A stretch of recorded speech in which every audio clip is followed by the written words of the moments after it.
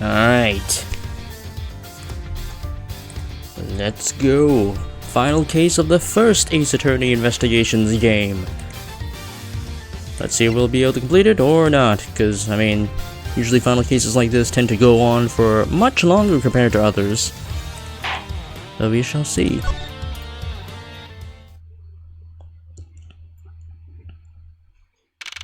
March 14th, 7:44 p.m. Theatrum Neutralis, lobby. Hey Zithos, how's it going?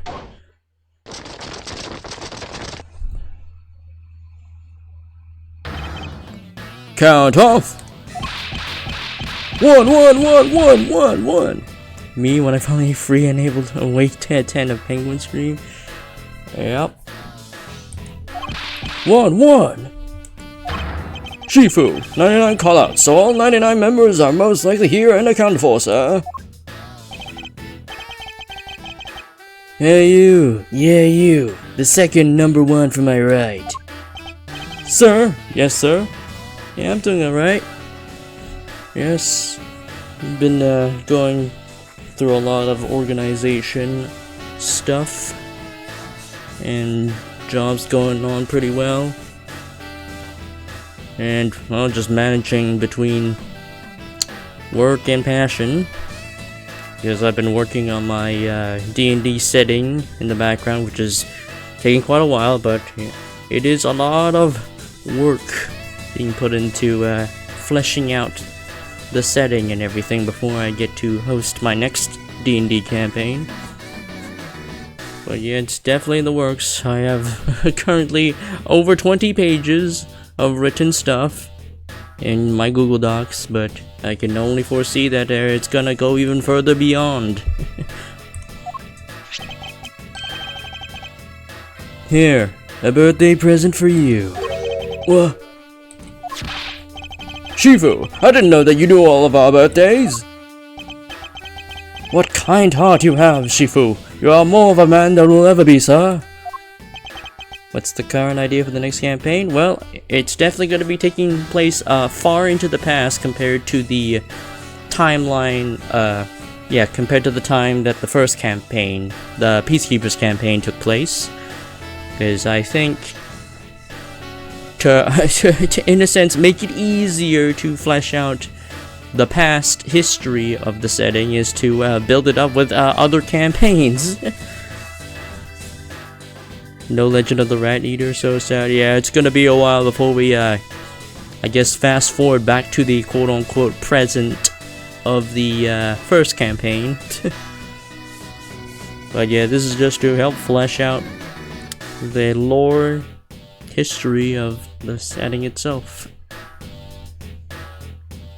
Cause writing up a long ass history of everything that happened before is going will obviously take a lot of time, effort, and a lot of creativity. So that is why I thought, oh, maybe the next set of campaigns could be just building up the past. That way creativity can still be involved, but at the same time it'll also take less time to build up those settings, because you're basically just allowing other players to fill in the gaps for you. You may have to be a funny little player. Yeah, I wouldn't mind. Yeah, it's just a matter of when the hell am I gonna be able to get everything ready for the next campaign, because right now it's still pending. I managed to create straight up a whole new system to manage resources, just to make it easier for both the DMs and players to, manage resources in terms of their wealth and spell slots, because right now I created a whole resource system just to make it easier for everyone, and also it gives the chance for spellcasters to be able to flex their magic a little more without being super stingy on their spell slots. Because the issue with 5th edition D&D is that you don't get to do that a lot with leveled spells. Oh. Hey, Stevie Wound, thank you for the follow.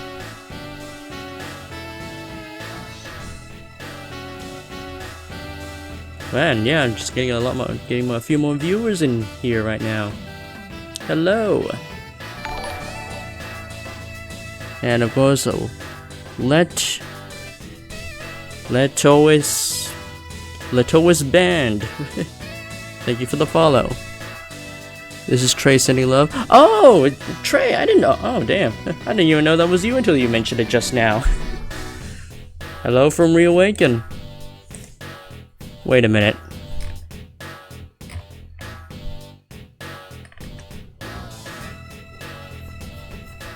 Oh my god, I just noticed until now. I'm looking at my Discord. Oh my god, he really posted my channel link in the Reawaken server. I don't know. Oh yeah. Yeah, good to see you. Anyway, let's continue. Let's continue with this game. I'm really sorry, but it's not my birthday.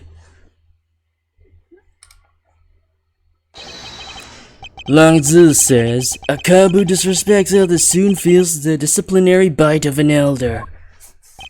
That present isn't for you. It's for your younger brother's wife's younger brother. Tell him I said hi, and happy birthday, won't you? Yes, sir. Shifu, I can't believe you remember that much about each of us.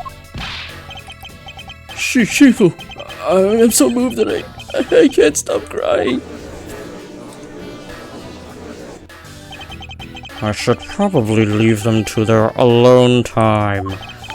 Alright, meeting's over, everyone. Head for your posts. And, oh, thanks for the follow, Pyro. Dismissed. Sir.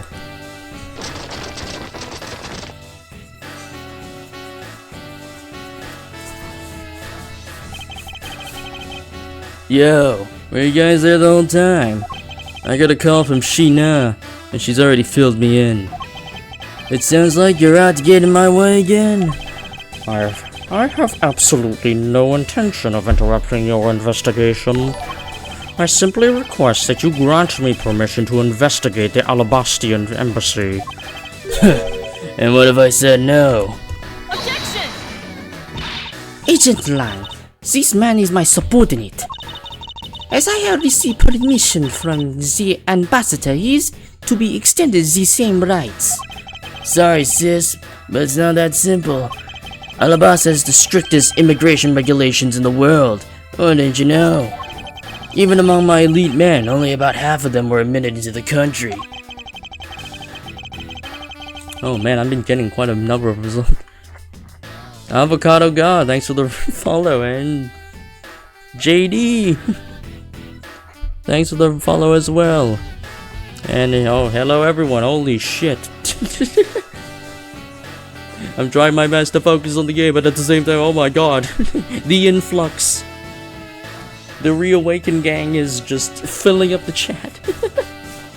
Oh yeah, Zithos, if you don't know, these are other roleplay friends I have in other servers. And well, yeah, they were suddenly made aware of my Twitch channel.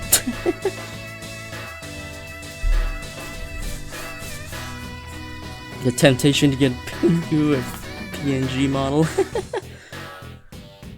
Yeah.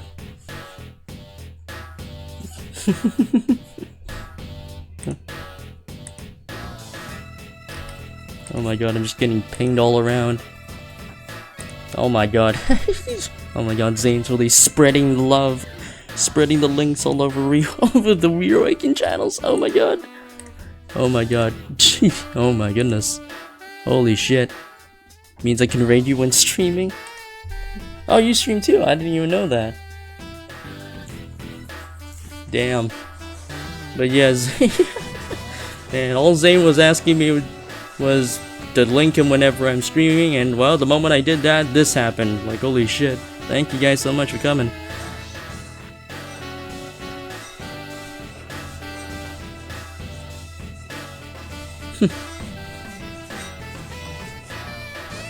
But anyway. Ah, yeah, Zenob. Yep. Yep. And of course, Zane's in the chat as well.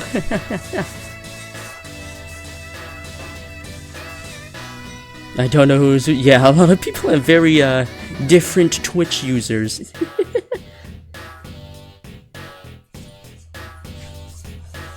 Yeah, well, hope you enjoy the stream as I go on. But anyway, yes, I gotta time to get on with the game.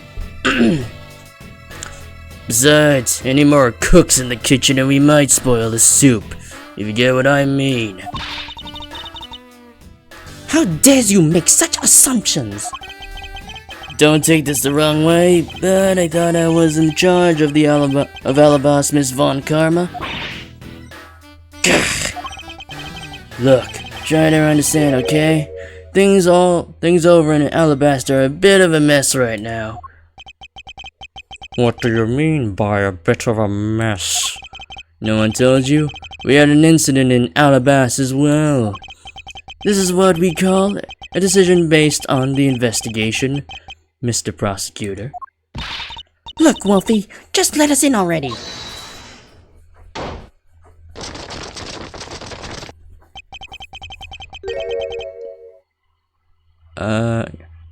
Is there a problem here, Agent Lang?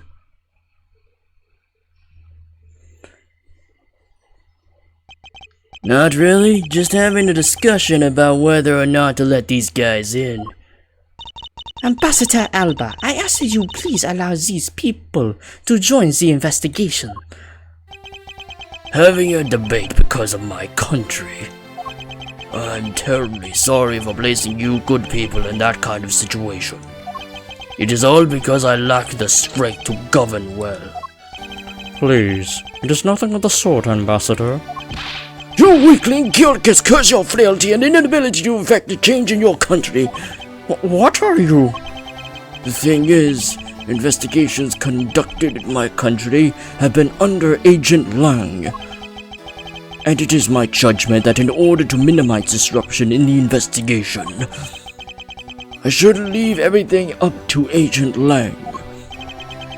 There, you see? Oh, no way!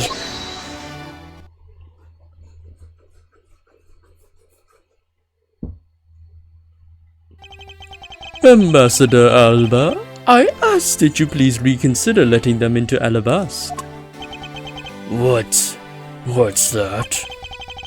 My very own secretary has been murdered in the Babalese embassy. And he was apparently caught up in some very shady dealings completely unbeknownst to me. So I asked for your cooperation in our investigation. These aren't much, but I hope they can cover your travel expenses to Babal someday. Alright, I get it. Even if you beg Ambassador Alba, I still have to give the final okay anyway. Hey North, how's it going? Alright, you hear that, Mr. Edgeworth? We're in. Not so fast, my little crow girl. You're still a witness in the Babal murder. So I'd like you to please stay in the Republic of Babal. Detective Gumshoe, please take good care of Kay for me. Yes, sir. Sounds good to me. The fewer troublemakers, the better.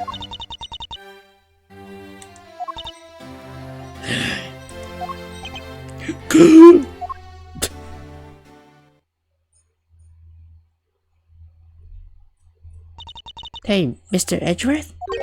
Yes? So I wanted to ask for a while now, but that lady over there, is she who I think she is? Right. I didn't introduce the two of you yet. Franziska von Karma, the prosecutorial prodigy. It's nice to see you again. Oh, I knew it! You're the whip lady!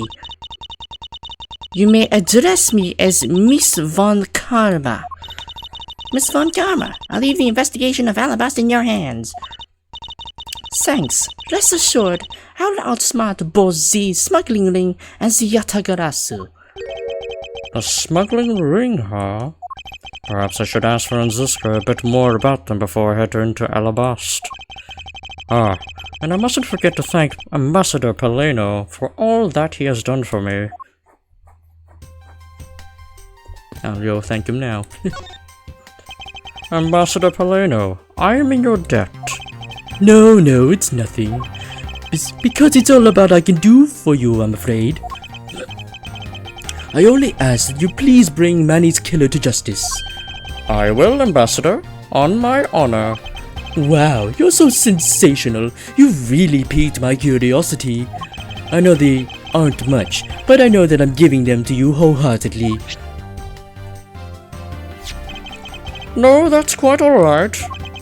Oh well, how about this then? Oh, the Bubbly's ink. And what exactly is it? It's fountain pen ink, known as Bubbly's ink. It's made exclusively in Babal. So this is Bubbly's ink. We make it from wood crystal oil, which is mined through our mineral mines. Please accept this ink. One dip of your fountain pen in this, and you can write for hours in your organizer. How fortunate for me. The ink in my pen just happened to have run out. I gladly accept your gracious gift. Bubbly's ink. Great! Wonderful! I guarantee you that writing with our ink is an unforgettable experience. And since we don't export it, if you run out, you're always welcome to come and visit our fair nation. Talk about cornering the customer along with the market.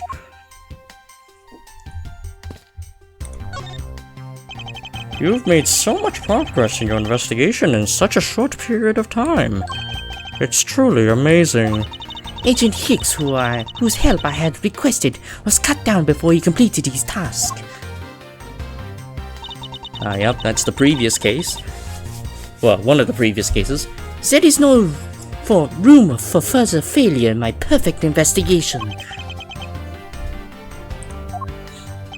In spite of that, I believe you were able to obtain some insight into the ring, correct? It was nothing. I simply made some deductions based on the smuggled item I was following. You mean the Bubbly's ink? But why are there restrictions on the export of Bubbly's ink to begin with? That's classified Interpol info. Hold it! Franziska, as a subordinate, I'm a part of your investigation now. Don't you think it would be beneficial if I was as well informed as you? Point taken. Very well.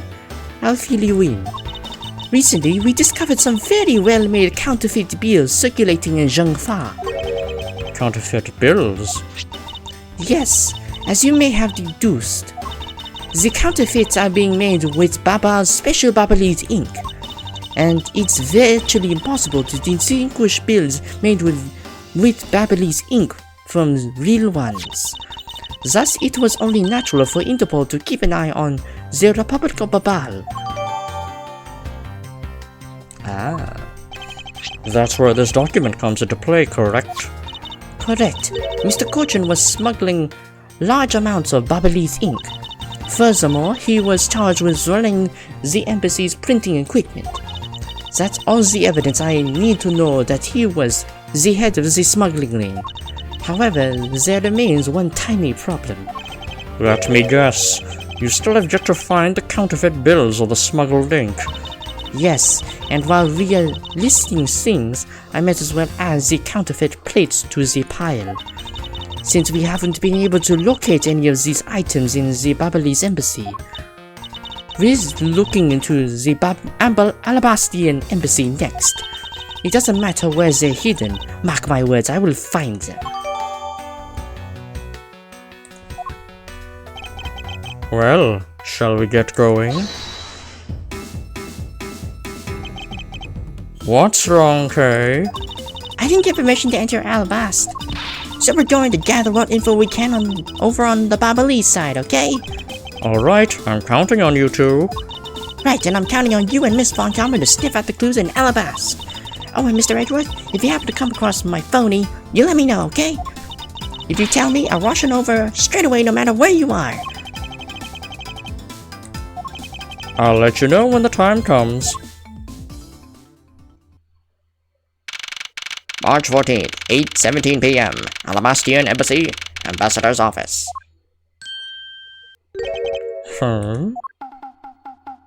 Gawk! What do you think you're doing to my subordinate?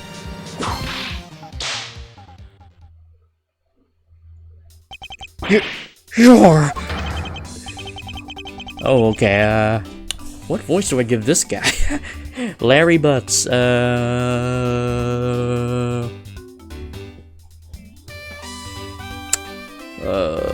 don't know what voice to give him. Reggie, oh, thank heavens you're here. I'm in a really big pickle, your lordship.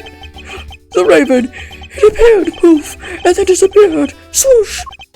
And though I am the steel samurai, my sword hit.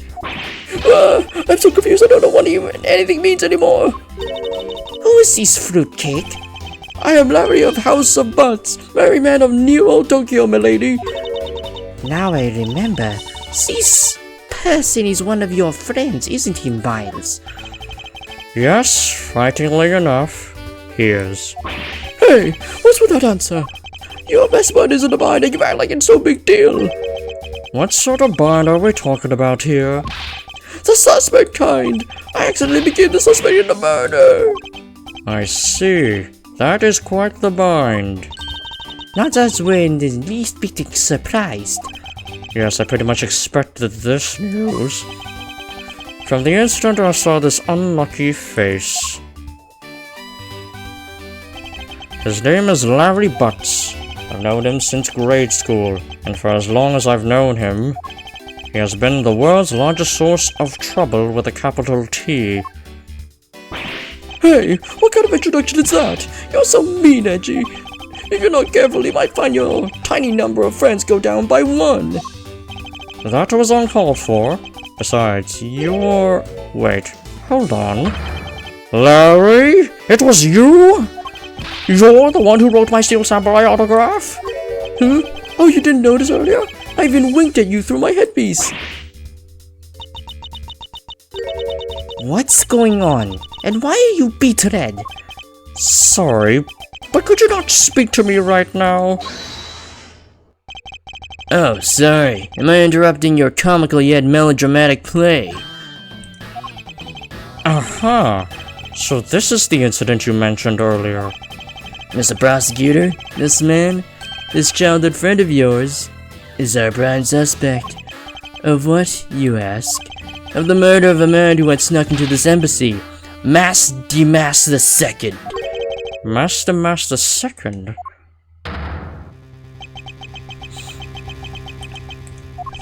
Only Larry could get himself into yet another mess as fine as this.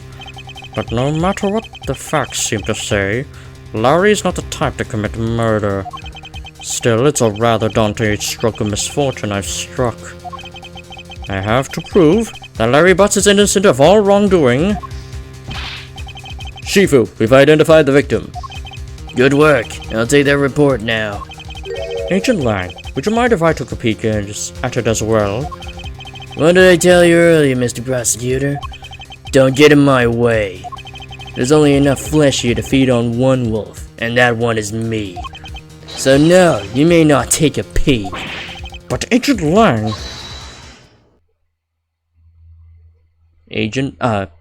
Detective Bad.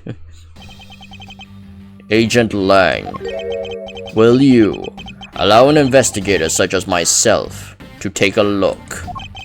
Ah, yes, of course. You let the detective see the file. You let the detective see the file.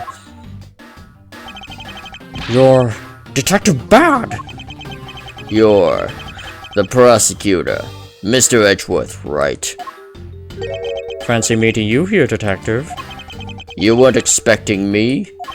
Ever since that day 7 years ago, I've chased after the Yatagarasu non-stop. I even pressured Interpol into keeping me in the loop in case a card was ever found. What an incredible dedication to the case. Detective Bad knows the Yatagarasu's MO very well, and his passion for the chase hasn't died down in these 7 long years. It's something I can respect. But Detective Bad, I must ask, are you going to make an ally out of this prosecutor? My only goal is to arrest the Yatagarasu. If he can get to the bottom of this case, then I'm willing to share info with him. I am in your debt, Detective Bard. About the murder of the Master Second, would you be willing to fill me in on a few of the details? When the Yatagarasu showed up, Agent Lang and I took ourselves off guard duty and put ourselves in charge of directing things at this crime scene. Taking advantage of the chaos, the Master Second, he broke into this embassy. Probably to steal some treasure or another. And I suppose he lost his life when he was forced to fight someone else in this room. Why exactly was that man placed under arrest, Detective? That samurai. He was born looking suspicious, but not for reasons you suspect, I assure you. As you can plainly see, he is completely harmless. Well, it was just a random guess. It's not like he's actually under arrest. Tonight, here at the Alabastian Embassy, Ambassador Alba was to give a commemorative speech, and that's when the Yatagarasu showed. But keep in mind, the Yatagarasu isn't who I'm talking about right now. Those seats, for the guests who have been called to sit in them, were empty. A no-show? Who was it that failed to take their seat? The Steel Samurai. Until the speech was to begin, each member of the entire Steel Samurai family was to wait in a separate room. However, for some weird reason, that man was spotted in a different location than his assigned room at the time. And where was he? He was on the roof, with one of his legs down a chimney. That chimney leads directly into this room. Larry Butts, you really outdone yourself this time.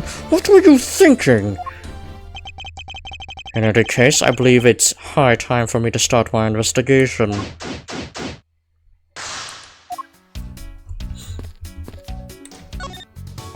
There was the exact same statue sitting in that Bobbly's office we examined. It's the prime duck statue. It was the national treasure of the Principality of Codofia. There was only one of these statues, meaning that one of the two is a replica. But both Alabasta and Baba claim to have the real thing. What an incredibly childish fight to have. I won't rest until I have inspected every suspicious-looking crowdy. It's a primitive statue. There was one of these on the Babalese side as well. I heard it's very valuable and made of pure gold. It was the national treasure of Codofia. There was only one of these statues, meaning that one of the two is a replica. But both Alabasta and Baba claim to have the real thing, and won't budge from their claim. What an incredibly childish fight to have. There was almost the exact same wall mount for the knives on the Babalese side, but I can't see any of the details from this distance. The counterpart to the Babalese butterfly is the Alabastian flower. The butterfly and flower, they're both lovely things, but can we interpret this to mean that Alabast provides honey to Babal? Oh wait, shit. Wait, I think that was Franziska. Oh, yeah, that is Franziska. The butterfly and the flower. They're both lovely things, but can we interpret these to mean that Alabast provides honey to Babal? Franziska, can't you come up with a more meaningful or profound comment? Very well then. Let's see what sort of profound comment you can come up with. Ahem. Well, flowers cannot survive without the butterflies that spread their pollen, and the butterflies cannot live without the nectar that the flowers provide. If either one were to disappear from the equation, neither would survive. How was that, Miss Von Carver? Your explanation took so long that I nearly fell asleep. Well, let's continue the investigation. Franziska, why can't you just admit that I had something there?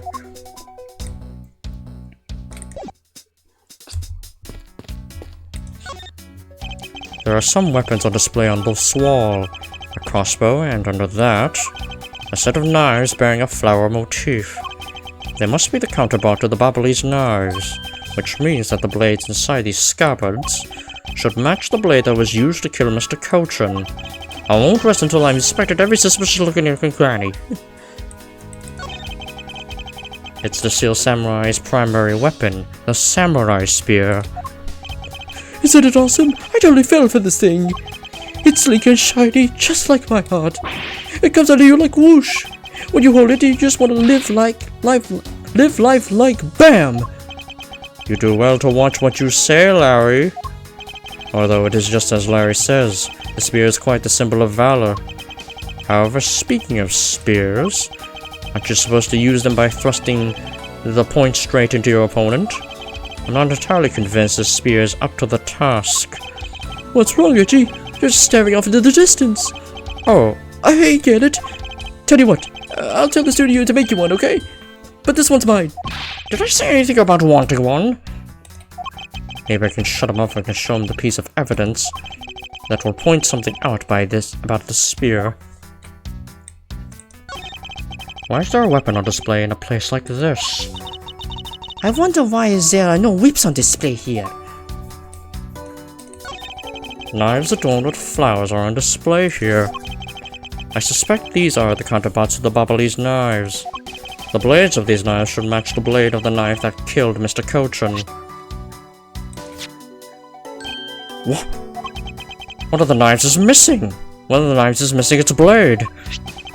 Let's see if the two pieces, the blade and handle, fit each other. It would appear that they fit together quite well, almost seamlessly. Then this means that an Alabastian knife did find its way into Babal. But how? What is that plant supposed to be? Francisca, can't you see it's supposed to be a likeness to the likeness of Ambassador Alba?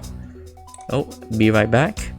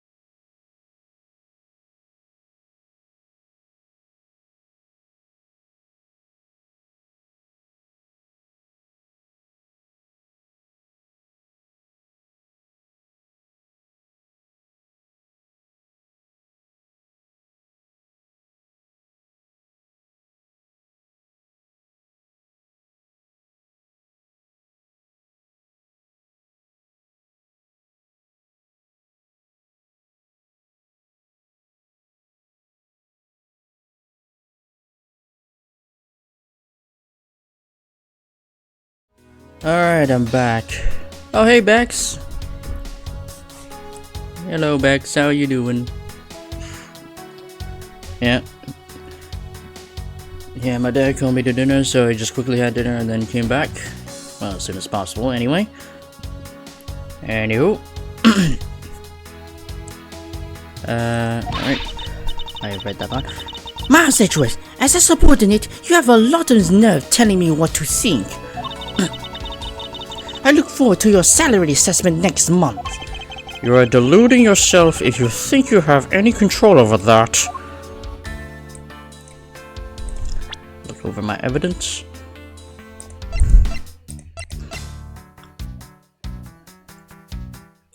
Stab to the base of the neck. I don't think I have all the evidence yet, so I think I'll do a look at the other stuff here.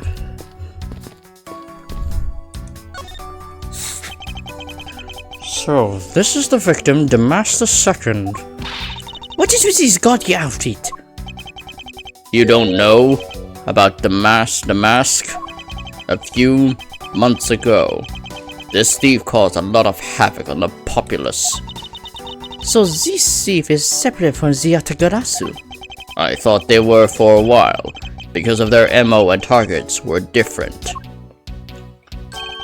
Damas likes high-value trinkets and jewels, and being gaudy in his signature. Gumshoe was in charge of that investigation, so he'd know more about Damask. That's alright. All I probably hear are tales of his failure anyway. You haven't changed a bit, I see. In any case, let's get started here, shall we? I won't rest until I have inspected every suspicious-looking nook and cranny. So this is the murder weapon in this case. There is blood on the blade. It's a rather sweeping sword, isn't it? What did you expect?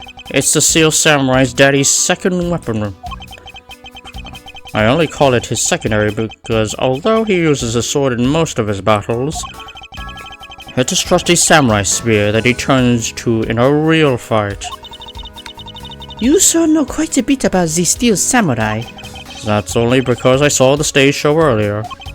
The owner of the sword is the Steel Samurai, or in other words, Larry. I should probably ask him about it, as detrimental as it is proving him innocent.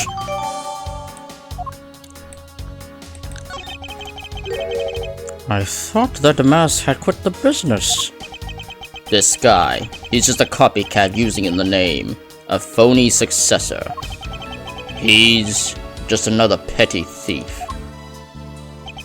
His real identity is an out-of-work guy by the name of Kashino. He's 29 and wanted on larceny charges. From his clothes and what he was carrying, we determined that this guy here is the real Damas II. The cause of death appears to be the loss of blood from the back of his head. It seems that he was struck with something very hard. In other words, he was bludgeoned to death. What is he holding? It looks like a piece of paper from a notepad. Alabast, Prima statue, 5th floor, Ambassador's office. It would appear that the directions on how to reach this room were written by hand. There is something written on the back as well. I'd like you to steal the Prima Duck statue in this room. What is that supposed to mean? Who writes a note to themselves like that? If I had to guess from the text, I would say that this is actually a request from someone about what to steal. Just who was this person that requested the theft of the Prima Duck statue? There's not a single shred of fashion sense in Damas' costume. There is not a... There is not a single shred of fashion sense in Damas' costume. But at least I can appreciate the great effort he must have put into making it. You two don't know. You can buy this costume almost anywhere now. It's being sold. Since when? Since around New Year's, the streets are practically flooded with them. Turns out Damas is a lot more popular than I thought he'd be. I can't believe that foolish fool would dress in fool's clothing to act foolishly. You got your point about 3 foolishes back, Franziska. I suppose this was the wrapping cloth Damas II used to carry stolen goods. But there's nothing wrapped in here right now. I guess he never did manage to get his hands on whatever it is he was out to steal. I think that is everything. Yeah. On that end. The person shaking hands with the steel samurai in this picture is Ambassador Alba. It was taken just before the murder. The steel samurai must be very popular, even using the national treasure as a backdrop. I just don't understand. What is exactly so great about Top Knot there? Clearly there's a depth to the show that a young person like you can't fathom. Speaking of young people, aren't young children the target audience of this show of costumed actors? Alright.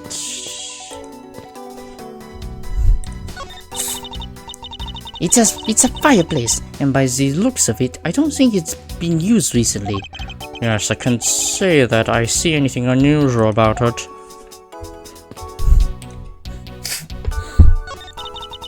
This must be Ambassador Alba's desk.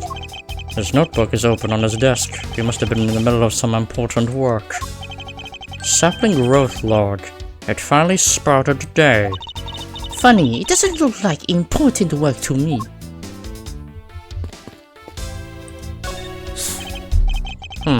2 gorgeous flowers in full bloom here. I'm sure flowers as lovely as these must have an equally as lovely name. Miles Edgeworth, are you done staring?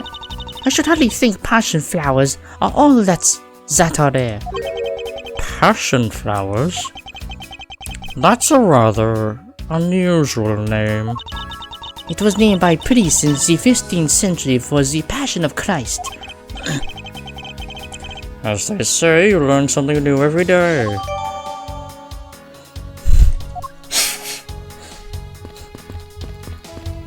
Right. Talk to Larry. Larry, there are a few things I need to ask you about. Hey, how about that? I got a few things I could ask you too. What is it? The fact I can still identify by Penguin behind the voice is wild. I mean, we've been in several voice calls before, so I mean, I'm not surprised. It's like both you and him. How is it that the two of you always manage to have some cute or hot girl by your side? And Francie, what about that promise you made to me? Promise? What promise? The one you said you would model for my next book, Francie's Whippity Whip Trip. Give me my newborn ship? Well, just show up at the museum scene in New Orleans, in the New Orleans Channel. It's still going. Just show up. Be like, oh, Cammy is sad, and I don't know, goes to the museum to, I don't know, look at other shit. No, I made no such promise. Ever since grade school, we've had a certain saying about Larry. When something smells, it's usually the butts. One needs to look further than this man to find the king of troublemakers. As I recall, aren't you calling yourself Louise Dunham now? that's Donham, Louis Donham. Get that straight in your head, Edgy. Ow. Now I remember. You're that rude, pale imitation of a real artist. No, you gotta run. I gave up on the whole Larice business. Besides, when Jolina left me and my heart in pieces, that's when Mindy walked into my life. She's been so good to me that I wanted to help her in some way. And I figured I couldn't through the Steel Samurai outfit. Your name Blathering makes less and less sense each time we meet. I believe he is saying that he picked up his part-time job as the Steel Samurai so that he may attempt to capture the heart of the actress who plays the Pink Princess. You got it. I knew you know what I meant, Edgy. Not really, it's not so much as I understood, but a simple deduction based on your usual modus operandi, Larry.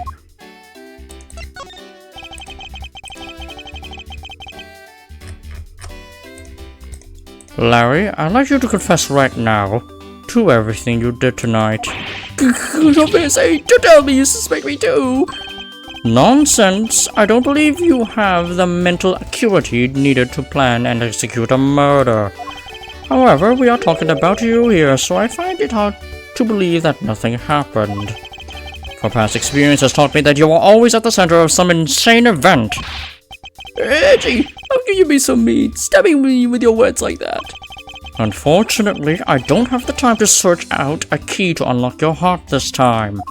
So I suggest that you cooperate and tell me what you know. Oh, that's a reference to the third Phoenix Wright game. When Edgeworth experiences the Cyclock minigame. That was funny. Okay, I get it. Just stop Francie from whipping me from behind. So, I guess you know what I did, right, Edgy? I can't even begin to imagine. However, I imagine that whatever you were up to was probably beyond my imagination. So will you tell me exactly what you did, Larry? Nope, not yet, Edgy. I'll take more than that to loosen my lips. A lot more! Confess now. Okay, well, I was up on the roof. And why exactly were you up there? Oh, you know that wintry, custom, and the legendary hero. Legendary? Hero? Santa Claus. Santa Claus. I wanted to do the same thing he does, so I climbed up into one of the chimneys. But when I got there was smoke pouring out of the chimney.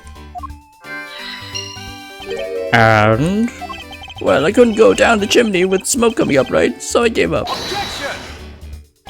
Larry, you do realize that Santa Claus does not exist, right? Of course I know. I did graduate from junior high, you know. Then you should also understand this. If Santa was real, he would be the biggest unlawful trespasser in history. Aw, crud. It is your attempt to imitate Santa that has landed you as a prime suspect in this murder. Come on, man. What's so wrong with pretending to be Santa? Let's start with the fact that it will be the Idis of March in a matter of few hours. Santa only visits homes on December 24th. That's in December, you nitwit. No! Hey, wait a second. We're not in court. Larry, about the samurai sword that was used as the murder weapon. Oh, that? Well, I shook hands with the ambassador in this room, you know. Yes, apparently you did. And well, I totally forgot about it and left it behind when I left afterwards. You want to talk about the shock? You want to talk about shock? I was the most shocked of all when I heard it killed someone. Shock! foolish, fool-looking, especially foolish for foolishly stating such a foolish excuse. You forgot to take something that big with you, or release such a tale. Sorry, Miss Von Karma, but I believe him. Because if anyone could forget something like that, it would be Larry. Edgy, you believe me. I just knew that our friendship is something special. Anyway, even if Larry had simply forgotten the sword and left it behind, that in no way clears his name, which means that I will have to prove his innocence from a different angle.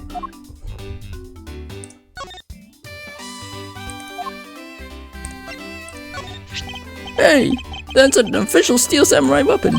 Huh? What? You want me to do it? Oh, you have no idea how many fans ask me that of me. What are you prattling on about now? Steel Samurai Sushi Slash! How was that? I bet it says shivers up your spine. Gah! I let myself get caught up in being a spectator. How could I have failed myself?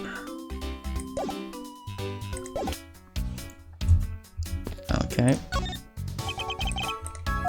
Okay, so I have to deduce from something. Okay, so...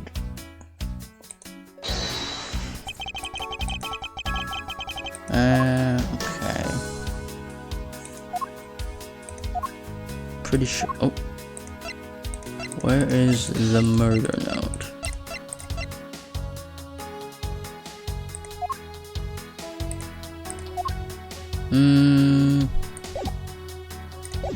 Oops. Oh, let me read this again. Primary weapon.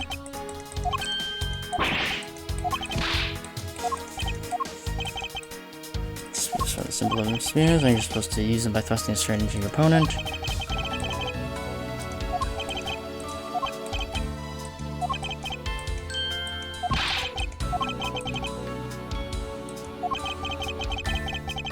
Point out something about the spear, okay.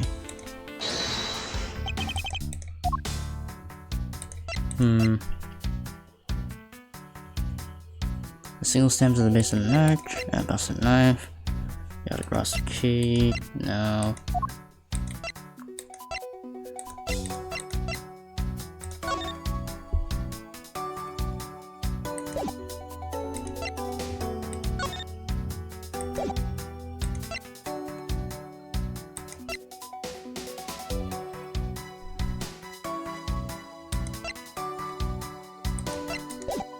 I think I need to talk to Detective Bad to get the notes. Oh wait, have I not got the notes? Hold on.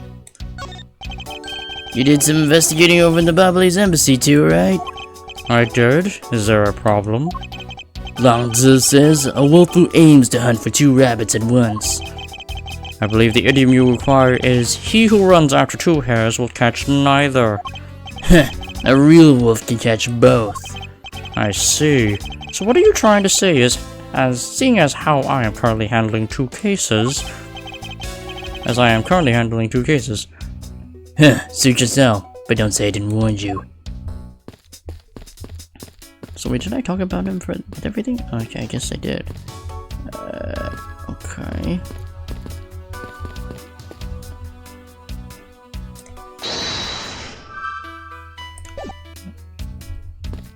If I talk to you... The counterpart to the Babalese butterfly is the Alabastian flower. The butterfly and flower, suppose lovely things, but can we improve? Oh wait, no, this is the same thing we did. Why does it repeat the same dialogue even though we've already investigated? Yeah, this was the same thing we spoke of when I inspected the flower from inspecting the Prima Duck statue.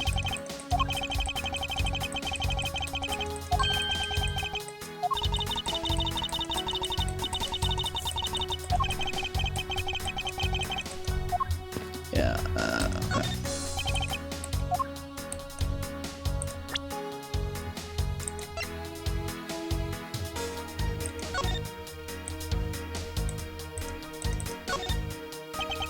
There's quite a bit of Mr. Cushion's blood on this blade.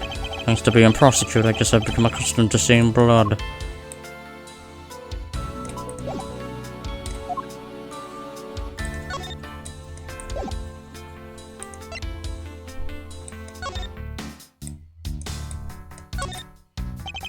The knife found it with a butterfly on it. I wonder where the blade that this should be attached to is.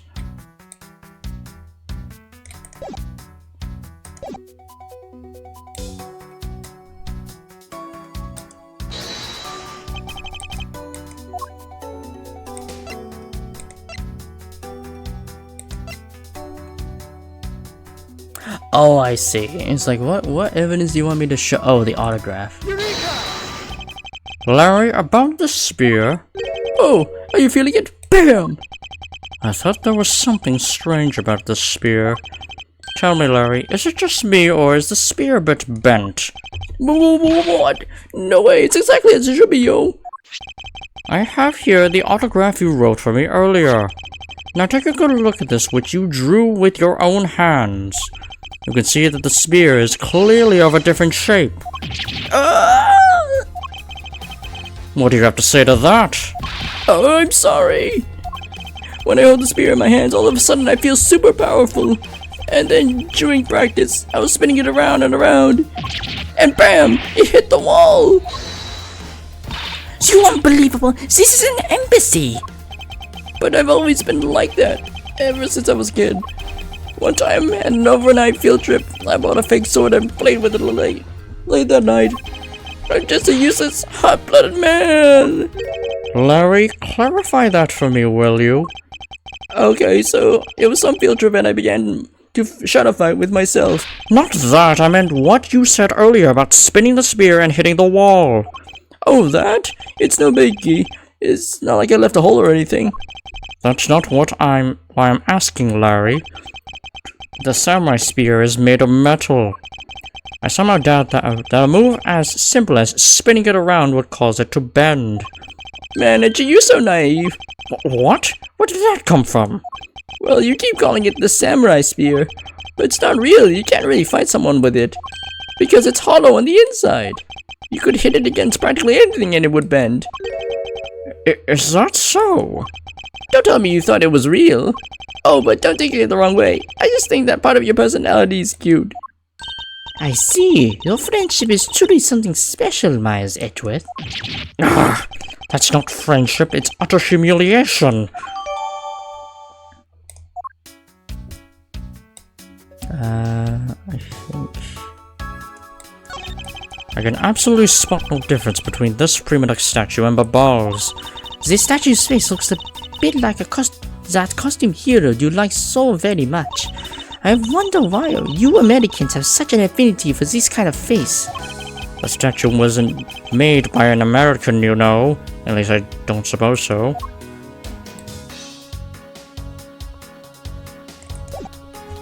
I think I just talked to Larry again? Or no? No, I don't have any source. And the spear. It hit against the wall. Okay. I've got that. I think I just look at these things as well. There are decorative plants here as well. This room is overflowing with nature. Humans used to live with the grandeur of nature once, long ago. I believe I'm not mistaken in thinking that those people truly love nature. This is coming from a man who loves shows featuring costumed actors. Ah, she just had to go there again, didn't she?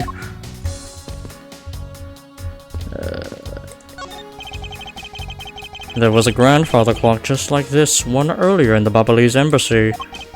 You know, symmetry is a fine thing, but their interior design really suffers for it. Really? I think this clock actually fits the decor of this room quite well. I suppose the wood does suit the all-natural atmosphere of this room. Its design and the material it's made of strikes a good balance with the plants. Hey, you two, now's not the time to be talking about interior decorating, you know? Hurry up and save me! Be quiet! No! This is all a part of my elite investigation. All you need to do is be quiet and watch. Actually, I do believe Larry has a point for once.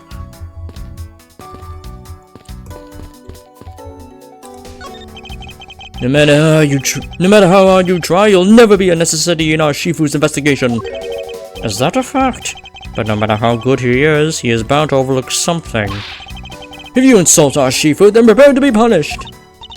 Oh, and how exactly would you punish us? Every investigator under Shifu's command will work to disrupt your investigation. Vindictive much? Vindictive much, sorry.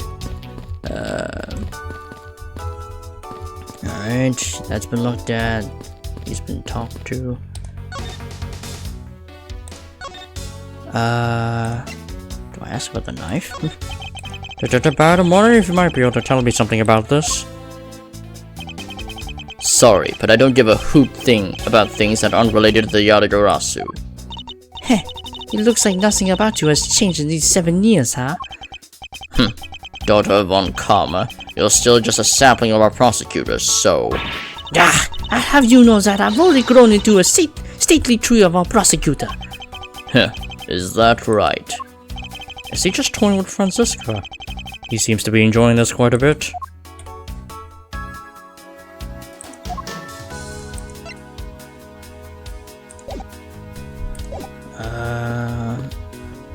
else am I missing?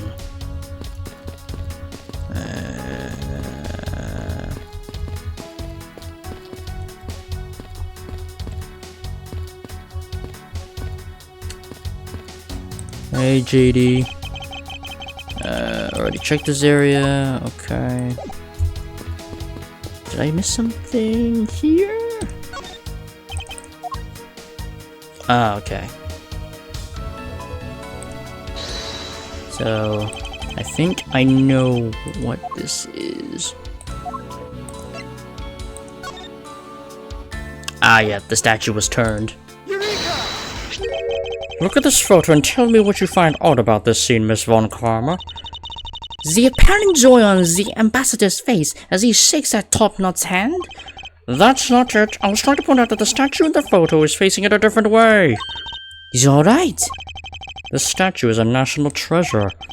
As such, only an ambassador or a secretariat-level person is allowed to handle it. The fact that the statue is facing one way in this photo, and now it's facing a different direction in this preserved crime scene, is proof that someone touched the statue around the time of the crime. I guess that's about wraps up my investigation. That's... Yo, Pink Princess! How you feeling? Still feeling ill?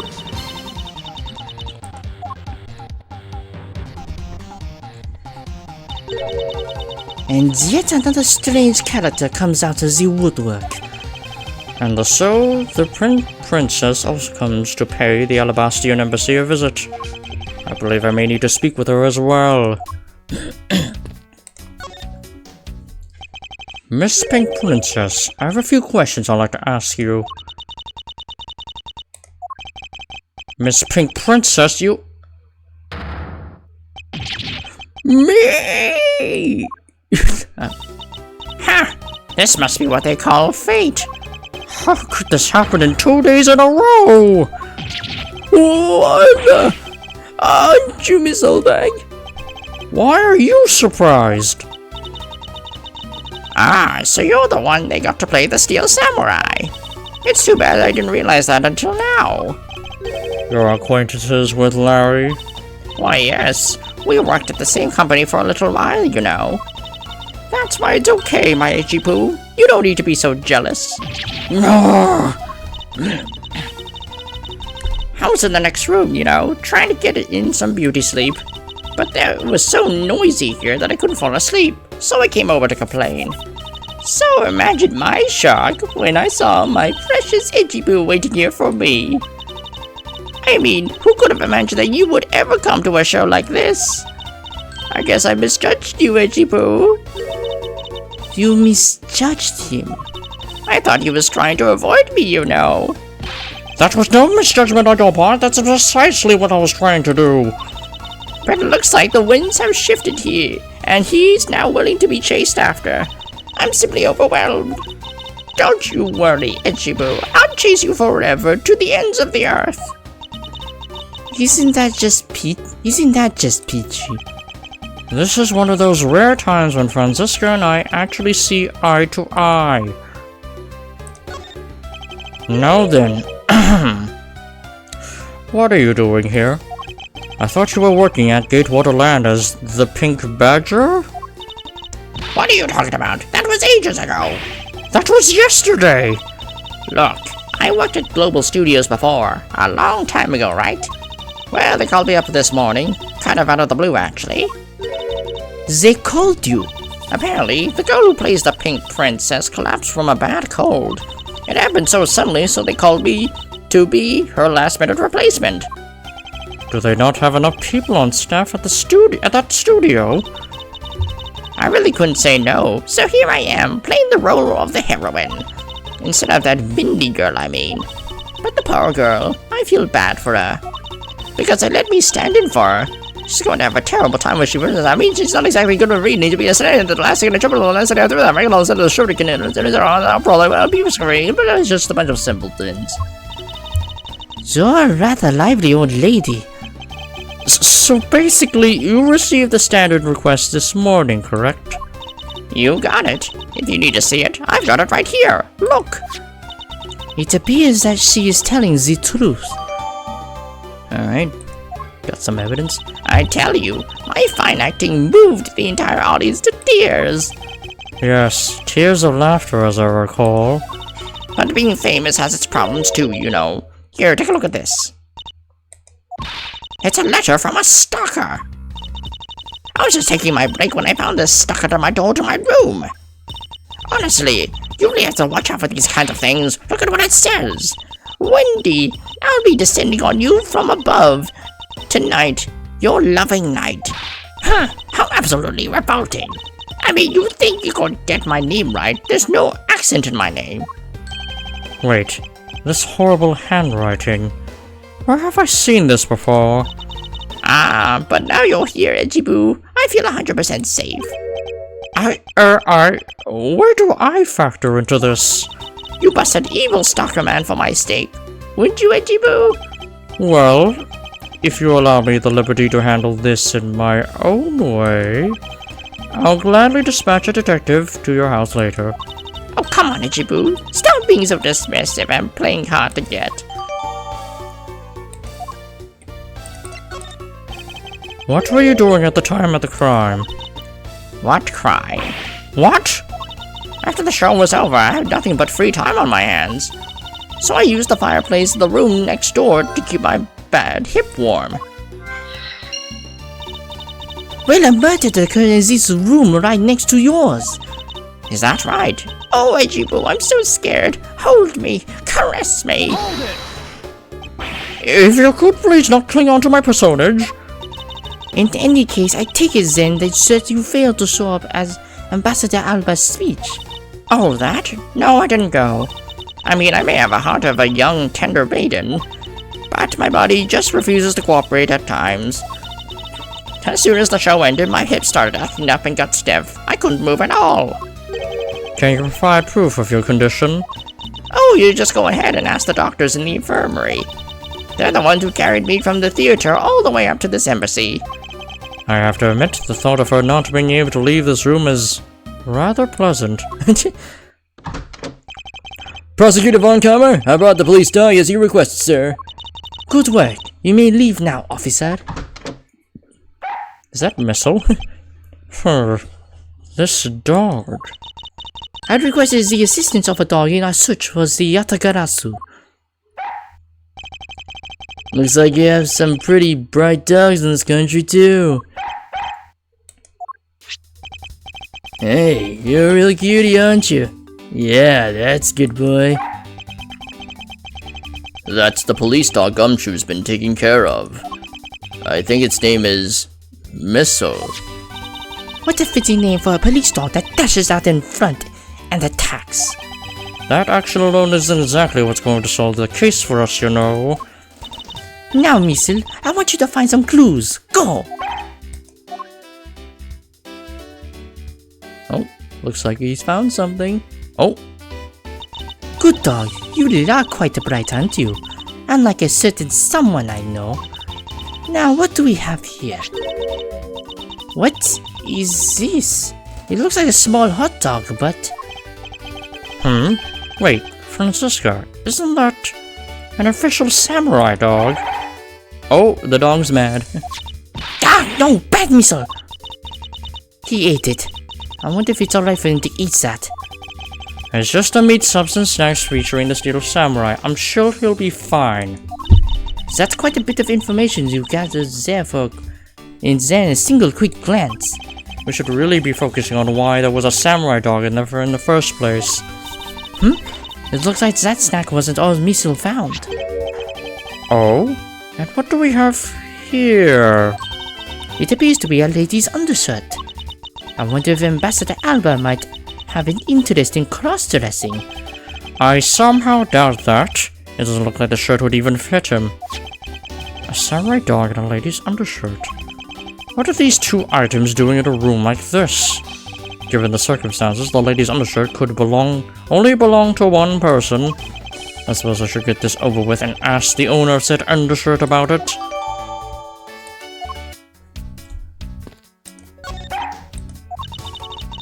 He was much bigger help than I thought he would be. Yes. However, there are a few aspects I don't understand about what he found. In that case, you should keep on investigating until you do understand. Now, my subordinate, continue with the investigation.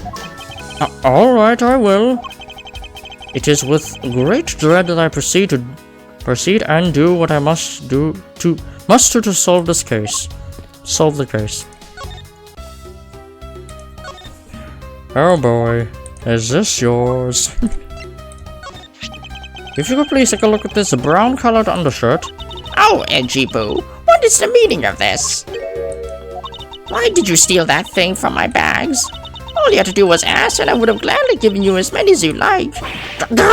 Thanks, but no thanks. This shirt was found here at the crime scene. What? Come now, why don't you just confess and explain what it's doing here? I know nothing. Nothing, I tell you. What? Oh, I meant that I used the fireplace to dry that shirt. But I can't really help the fact that I had to, you know. Wearing that pink because it was like being in a sauna. And on top of that, I get fingered as a suspect. You're too cruel, Edgy Poo. Are you claiming that you never once stepped foot inside this room? Of course I am.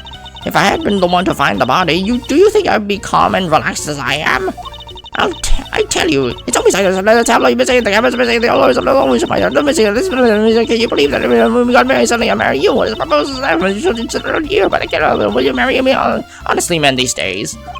Well, I don't believe she is lying about her actions, so I can safely assume that she was drying her shirt by the fireplace under her break. And somehow the undershirt managed to move from the next room into this one.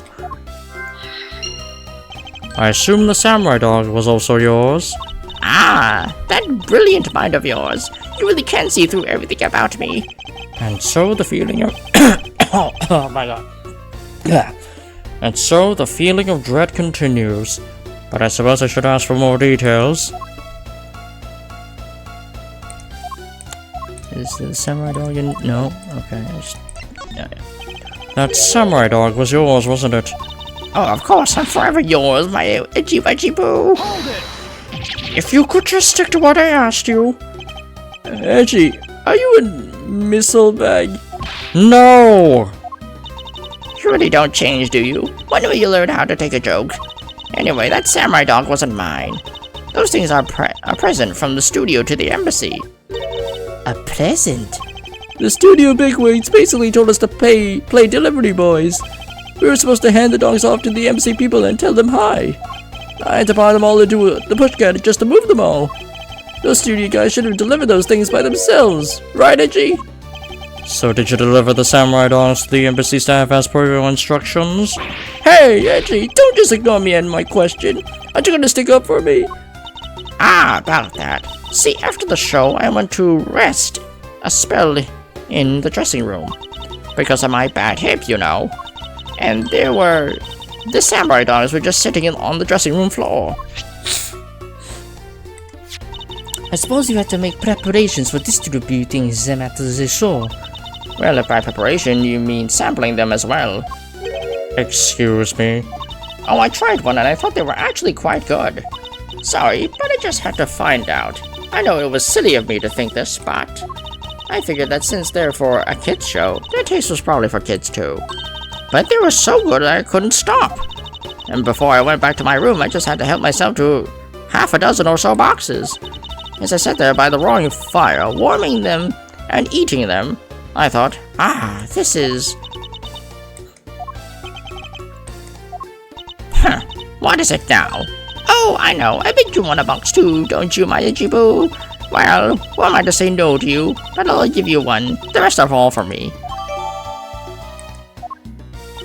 Looks like the lesson for today is that when the Steel Samurai and the Pink Princess take off their masks, they transform into a pair of annoying troublemakers.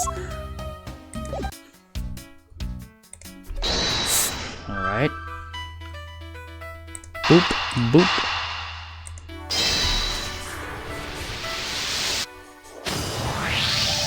There is no trace of this room's fireplace being used. And your point is? Ahem. Smoke was supposedly pouring out of the chimney connected to this fireplace. At least according to Larry, this is a contradiction of the facts, is it not? Are you sure he wasn't just disoriented or something up on that roof?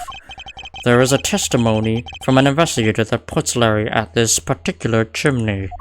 So no, I don't think it was a mistaken impression on Larry's part. On the other hand, the fireplace in the next room was being used at the time. Where do you suppose the smoke from that fireplace went? Ah, I see. So what you are proposing is this. The smoke that came out the chimney was actually from Miss Oldback's fire.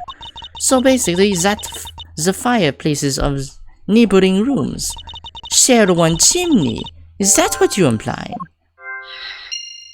Precisely.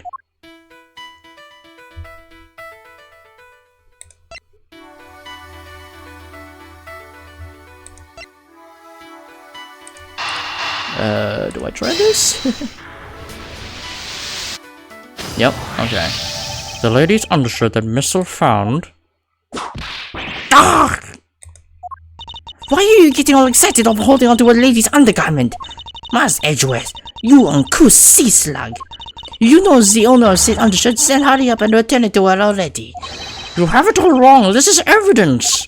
And the owner of this piece of evidence was in the room next door. And yet, despite that, Missile found it in the fireplace of this room. This lady's undershirt. Are you seriously claiming that it somehow passed through a solid brick wall? Not quite. The fireplace in this room is connected to a chimney. The other fireplace in the other room is also connected to the same chimney, leading us to the possibility that the two fireplaces are connected to each other. Perhaps a closer look at the back of the fireplace is in order. There is an X on the back of the wall of the fireplace. Let's see if I can get a better look at it. What's in that? The wall separating this room's fireplace from the next room's fireplace apparently turns. As I suspected, this fireplace does indeed connect this room into the neighboring room. The neighboring room? There appears to be nothing particular about the next room, but the fact there is nothing special about the next room isn't what's important. It's the fact there is a secret passageway through the room's fireplace. We now know that the fireplace connects the two rooms, but how exactly is that significant? You aren't going to suddenly name the old lady as Dimas II's killer now, are you? No, she couldn't move at all because of her stiff hip, so she could not have been the one. Unfortunately, I believe that this fireplace has nothing whatsoever to do with Dimas II's murder. Heal me, thank you. It would appear that the answer has made itself known. You're making quite a confident face there, Mr. Prosecutor. Bring it on. I'm ready to counter any argument you may have. Very well then, if you are prepared, I'll show you exactly where my deductions have led me. Good! I'm counting on you, Reggie! Leave it to me, Larry. My first attack will be to expose your lie for what it really is. Never my lie! I know that there is something you are keeping from the rest of us. What's wrong with you? What's up with you? Why is it that you won't believe me no matter what I say, Reggie? Curse you! I should just hurry up and die already if that's how it's gonna be. I'll confess to every murder in the whole world, and then kill myself. And then throw everything to mass confusion! Heh, you made some wonderful friends as a child, I see. Larry, I only have one thing to say to you. Even if you made that face at me, it's no use. A man who's ready to die and strong-willed, you know. Larry, it doesn't matter what sort of harebrained trouble you've caused. I only ask that you do not lie to me. If you cause an innocent person to be judged unfairly because of some insipid lie, I will never forgive you. Reggie. Although allow me to say that I consider you to be among the innocent in this case, and that I will draw the real killer out. You can trust me on this. Alright, this time I'll tell you the whole truth, okay? What happened, what didn't happen, the works. Just what happened will do. Now then, if you would please testify as to what you did upon the roof tonight. Up on the rooftop. After the show, I left the pushcart in the Rose Garden and came into the embassy. And then they took a picture of me shaking hands with the ambassador. After that, and until my next appearance, I had some free time, so I wandered around. That's when I spotted the chimney. A chimney that is a rare thing, you know. So then I wanted to play Santa, and decided to give it a try. Larry, I thought I just finished telling you not to lie anymore. But it's kinda ultra embarrassing. And what exactly is so ultra embarrassing that you can't tell me? Edgy man, I just said it was embarrassing, so of course I can't just blurt it out. So you're just gonna have to reason it out of me. As your superior, I command you to hurry up and expose this man's lie. I have every intention to, for I'm about to let us waste time on such a trifling matter. Up on the rooftop. In the Rose Garden, came to the embassy, then they took a picture of me shaking hands with the ambassador. Yeah, the picture's right there in the background. And some free time, so I wandered around.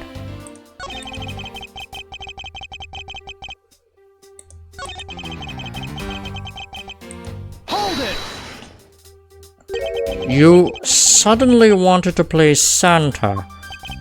Oh, well, actually, I dressed up as Santa once before already. It was down at Gold Lake. I'd appreciate it if you wouldn't dredge up such an unnecessary memories for me. Sounds like you guys share a lot of history, apart to being childhood friends, huh? Besides, it's not a felony to dress up and play Santa, you know. Santa doesn't go around killing people after he comes down a family's chimney, after all. Actually, it's worth delving into whether or not playing Santa is such a big deal. Yes. Actually, I believe in this case of this man, playing Santa is actually quite a big deal. Are you saying that your buddy isn't exactly made of Santa quality stuff? Precisely. You hit the nail on the head, Agent Lang. Hey, Edgy, that's so incredibly mean. Tell me something, Larry. Did you know that Santa's job is to deliver presents to people all over the world? Of course I know that. I did graduate from junior high, you know. In that case, it's your turn to tell me something. I want you to tell me to whom you were delivering a present to. I was, delivering a present to a child, not basking in the warm flow of love. That must be the most elegant description of you I've ever heard, but a lie is still a lie. You sure know how to kick a guy when he's down, you know that. In any case, the person you wish to deliver a present onto was most certainly this.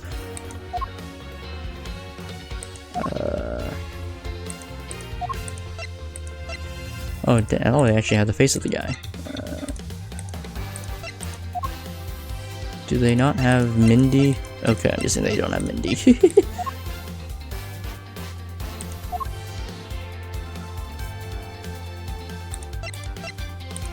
Yeah, no, it's just no, okay. Yeah. Take that! Huh. Interesting taste you have there, Mr. Suspect.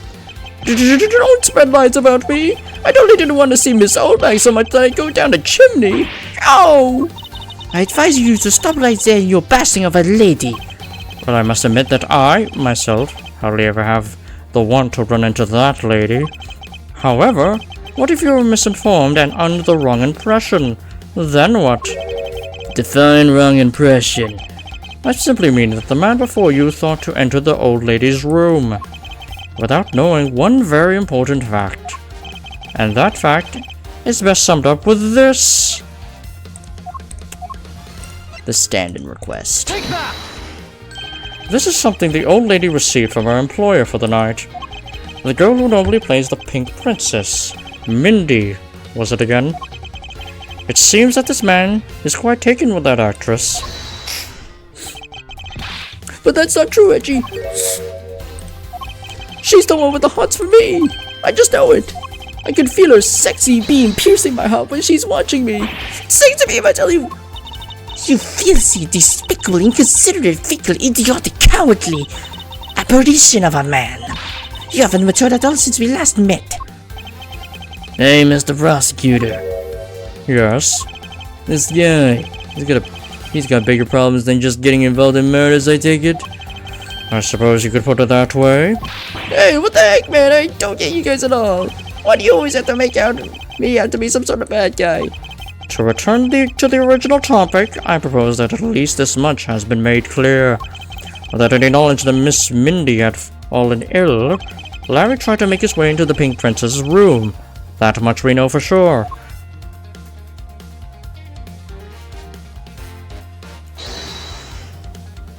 Hey, Edgy. Looks like I got the hang of this court thing now. But we're not in court at the moment. Shut up. I see what's going on here, and it looks like just like what you do in court. I guess the old boy still has something he'd like to say. Lonzo says, until the root of the tongue dries, one never knows the whole truth. You shouldn't form conclusions until everything is out in the open, which is why I'll listen. Alright, then get ready to listen to me defeat Edgy in the Battle of Wits. Larry, have you forgotten that I should lose? Your victory prize will be your arrest. Larry's assertion. So you think that all I wanted to do was go visit Mindy? Well, I dressed up as Santa and climbed up to the chimney, but the smoke was really thick. It was a case of mistaken identity, and that mistake made me late for the speech. Then ended up on a lava became a suspect in a murder. That's what you really meant. But why would I ever put myself through so much humiliation on purpose?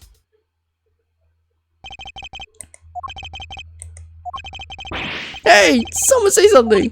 Larry, are you seriously trying to submit this, not as a confession, but as a testimony? So what if I am? Is there something wrong with that? My claim is a claim. Claiming my claim.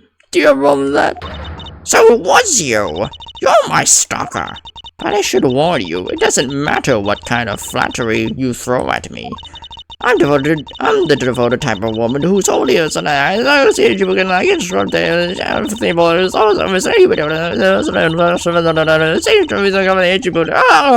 I'm so inspired.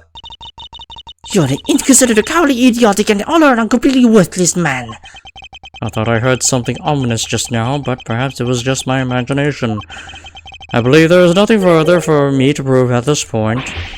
Well, what do you mean? Of course you still got something to prove. You still have to show some proof that I was trying to meet up with Mindy. Proof, you say? Remember, Edgy? Everything is evidence in court, right? You mean evidence is everything in court, Larry, but I understand your point.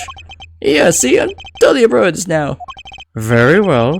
If you wish to see the evidence, then let me show you the last piece of evidence you'll ever wish to see.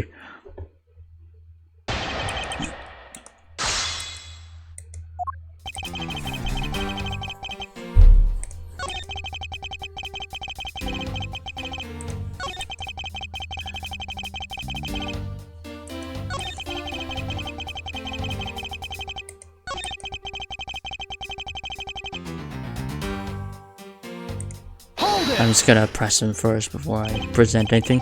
Larry, this is the final point you wish to make. You got it. I've called on all the energy I have and told you to, and told it to you with all my soul. In that case, allow me to take that soul and break it. Huh? Yes, we'll stamp it onto the earth field until it's been ground into a fine powder. Fine powder. If you really put all your soul into that, then you're ready for what's coming, right? In place of the Honorable Larry, I offer my soul to you. Larry, come out from behind there and face this like a man. You're scaring my liege. This whole testimony is one giant confession of all things that he's done tonight. He's practically begging for me to show why he bothered to put himself through all of this.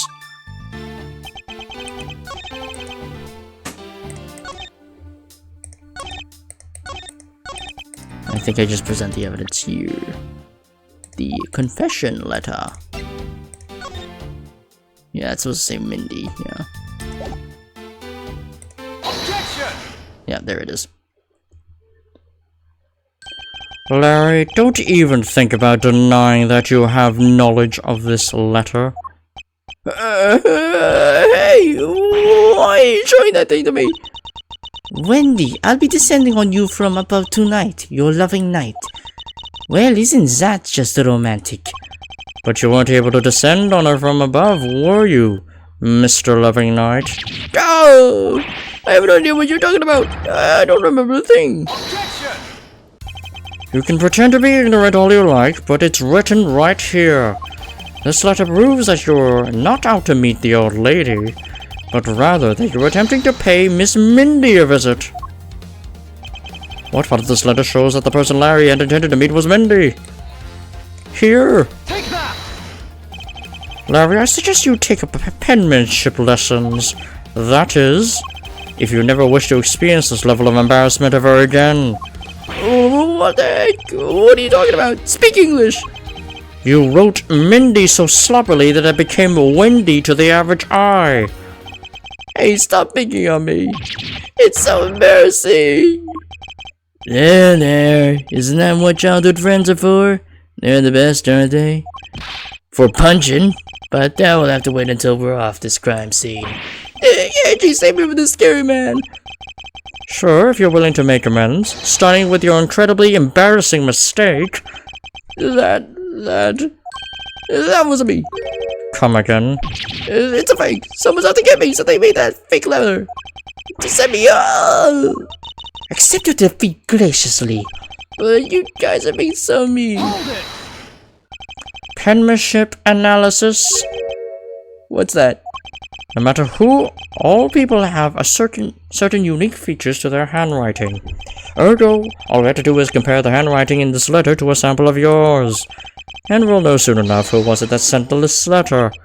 I'll never write anything in my life. Hold it! Tisk. It's no use, Mr. Loving Knight. For you've already graciously provided me with a sample of your handwriting. The autograph, bitch. This autograph and our mysterious letter. If we compare the handwriting, we'll know the answer to our questions soon enough. Confess now, Larry, to your miserable failure. I'm sorry. I didn't. It was me causing trouble again. I admit it. You hit the nail right on the head, Edgy. So he finally confesses. I saw the big princess being carried around the stretcher and I got worried, alright? I wanted to go to Minnie's room, but the doctors wouldn't let me in. So what choice did I have? It was the chimney or bust, Edgy. Your mind jumped from the door to the chimney. What a criminally overactive imagination. Well, at least I was honest and wrote Mindy a letter and stuck it under the door.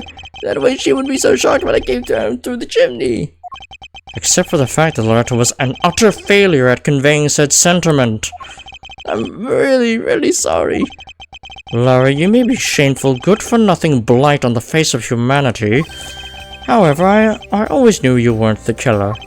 I told you to trust me, because at the very least I can test with that about you. Edgy, you're... Ow! We lost a lot of valuable time because of you! Ow! In any case, I believe that we can say that we now know exactly what happened. Mr. Larry Butt sought to climb down the chimney, not for access to the crime scene, but to enter the room of the elderly lady next door. Great job, Mr. Prosecutor, although I still find it a bit unbelievable that the two of you are friends. But the suspicion on that guy over there isn't completely resolved yet, so don't get any funny ideas about running off, okay? Oh, hey, what? Edgy, what does this woman mean when he says I'm not off the hook yet? She means the murder weapon. Larry, did you forget? There are 2 layers of suspicion hanging over your head. That's exactly what I mean. We can't rely on the words of the suspect after all. We may have figured out where he was and what he was doing all night, but the blood-stained samurai sword that was left at the crime scene. As long as there's no satisfactory explanation for that, this wolf will refuse to ease up on his bite. Edgy, that guy, he looks like he's seriously about to take a bite out of me. I'm well aware, and you should be as well, that this upcoming battle will be crucial. Thanks to the cooperation of our lovely bumbler, I've been dealt a very nice hand and a sweet trump card. Looks like we're about to enter the final bout. Now, Mr. Prosecutor, let's see what you've got. I can easily point out the contradiction in the supposed murder weapon, but the real problem for me is figuring out what the real murder weapon is. This will be a high-stakes gamble, But this is one gamble I can't afford to lose. Oh, is the murder weapon the statue? Because it's blunt force trauma? Yeah, I think so. That's why the statue was turned. Why, Larry?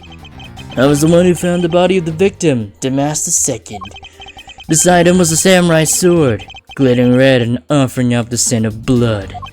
It was supposed to be in the Steel Samurai's dressing room, but I found it here instead. Plus, I found the murder weapon's owner, the suspect, Larry Butson, here too.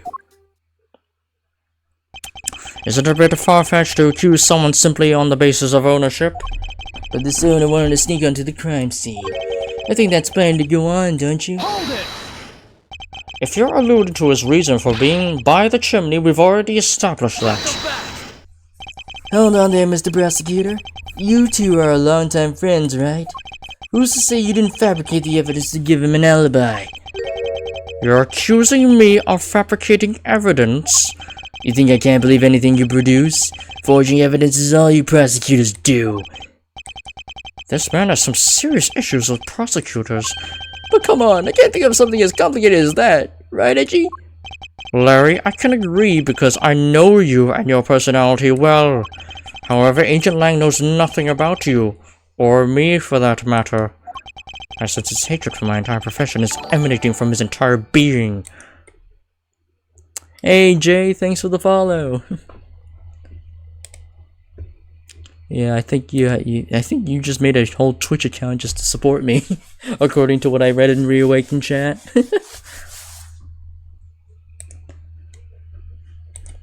Meaning that the only way I can prove Larry's innocent is to present irrefutable evidence. Yeah, he was killed with blunt force trauma, I believe. I was the one who... yeah, I read that. I have to press him just to get more info. Excuse me, but glittering red and offering up the scent of blood. Do I have to spell it out for you?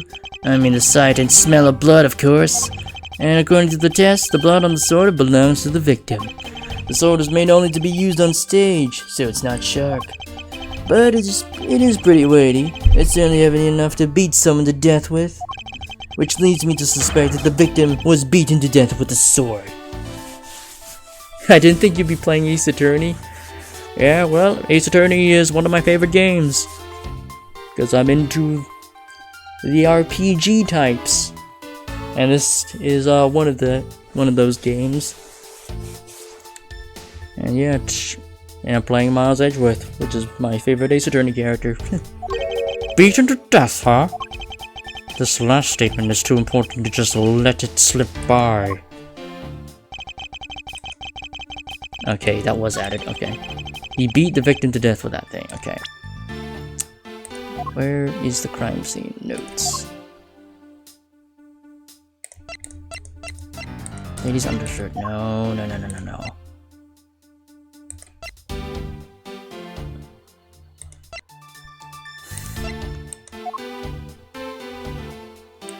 Do we not have notes of the crime?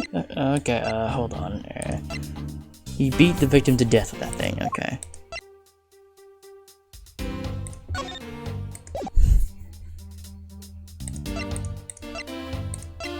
Okay, I think I would press that. I think I need to press that. About the samurai sword, have you received a report from the forensics yet? They confirm that it's the blood of the sword, that the blood on the sword belongs to the victim. Alright, but have they confirmed that the outline of his wound is consistent with the weapon? Tell me something. Do you see the dead body right there in front of you? So, if they were conducting the autopsy right now, shouldn't that body not be here? Well... I suppose so. I guess they must still be investigating this room. Meaning that it's possible he doesn't know about that piece of evidence's true nature. Anything else you'd like to chit-chat about? No? Good. Let's continue. Now let's continue.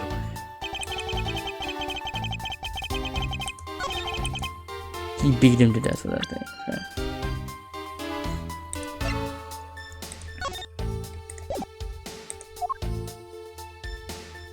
I think I need to present.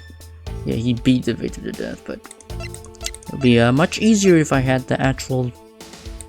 Well, another piece of evidence to show that he didn't do that, but yeah, it's not so easy to... I think it's this one? Objection! No, it's the wrong one. Fuck.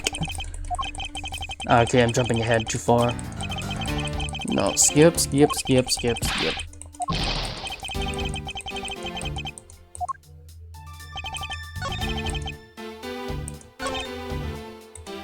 because this was added. What do I use?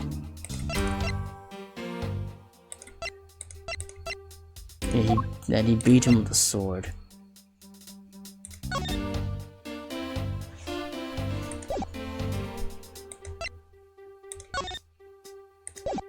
I think I just present the sword? Objection! No, fuck. God damn it, what is the evidence? Oh my god. Yeah.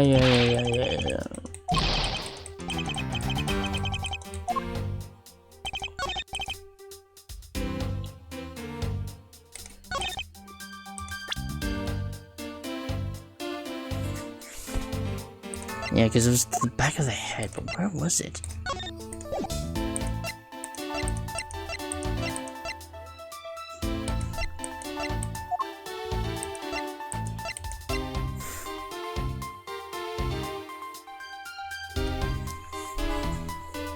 I don't think he beat him with that.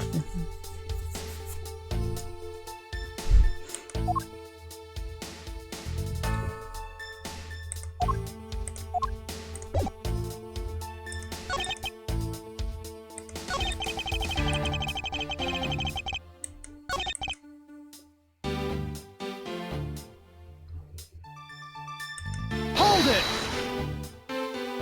Larry has already testified that he forgotten the steel samurai sword here.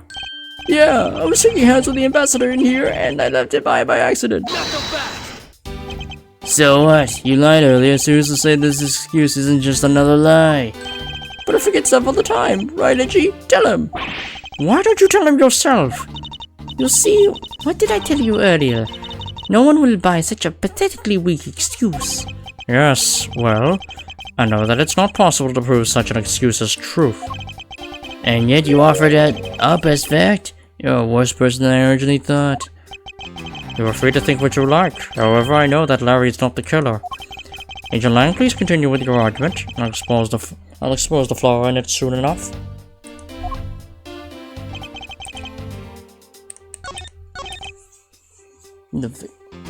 He beat the victim to death for that thing, okay.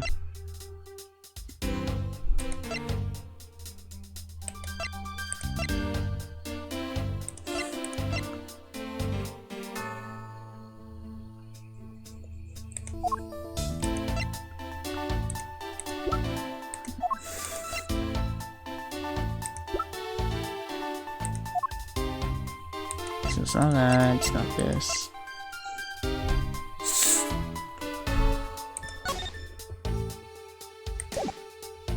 Do I present that?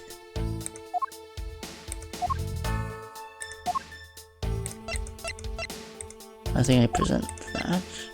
Objection! No, what do I present? Knuckle back!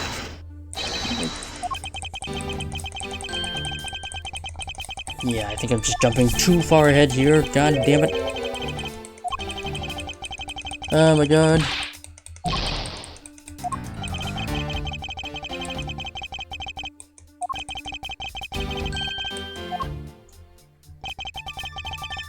Oh, let me read this again.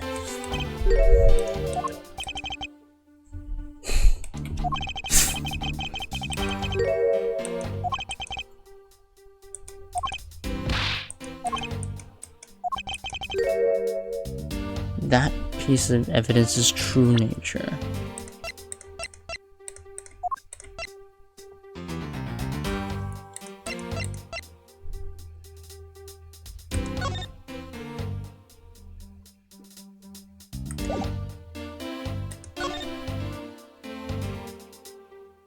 This one?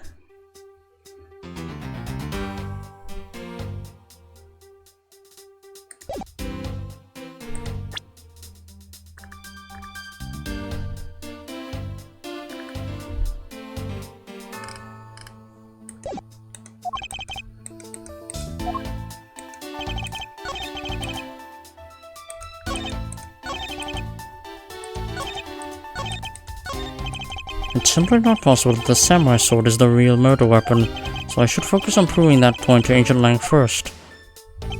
Okay.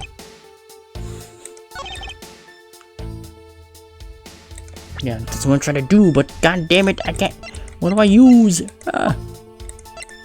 This?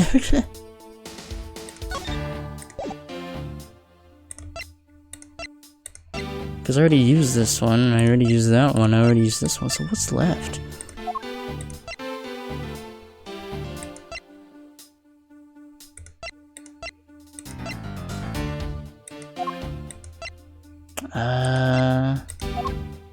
The hell do I use?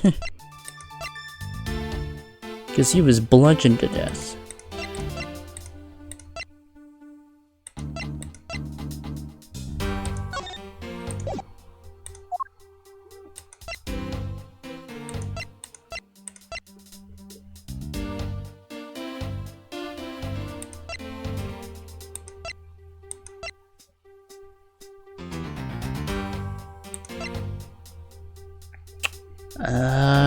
Man, I'm stuck. What am I supposed to use here? Because I already presented this, presented that, and presented this. None of them were correct.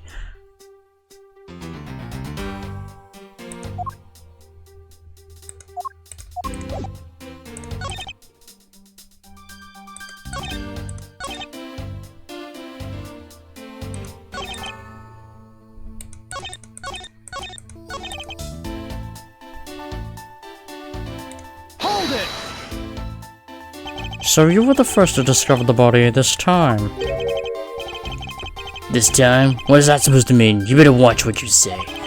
I only said this time because earlier, Kale was the first to discover the body in Babal.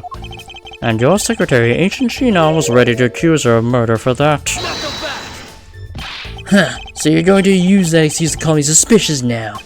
Of course not. I was simply pointing out the usual pattern with discoveries of bodies. In the Babalese case, that was proof that she was holding the weapon, right? Well, in this one, it's a bit different, since we know exactly where the weapon is.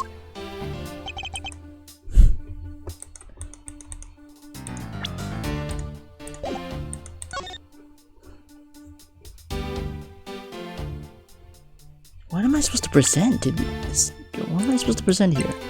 That piece of evidence. Yeah, these things, he beat him to death with the sword. I'm trying to prove that he didn't beat him with the sword, so I'm like, what am I supposed to use here? Okay, I don't know what the hell. Okay, Ace Attorney Investigations, Case 5.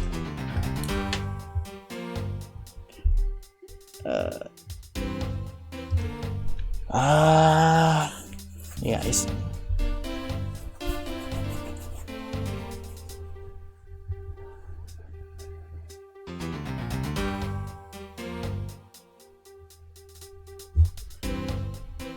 Walk through.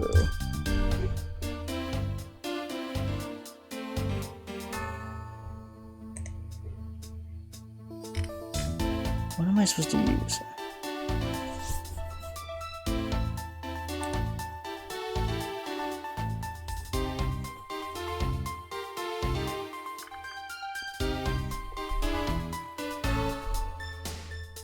What? Okay, I'm looking it up. Present Alabas Primadux statue. What? But I did. I did that already. What? Did I not do that? Or did I just present the wrong one? Okay, hold on. Present Alabas Primadux statue. Oh, okay. I thought I already did that. Hold on a minute. Let me save. Because I could have sworn I did that already.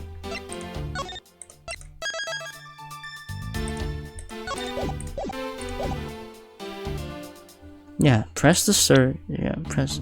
Oh, wait, hold on. Raise an objection. Choose a.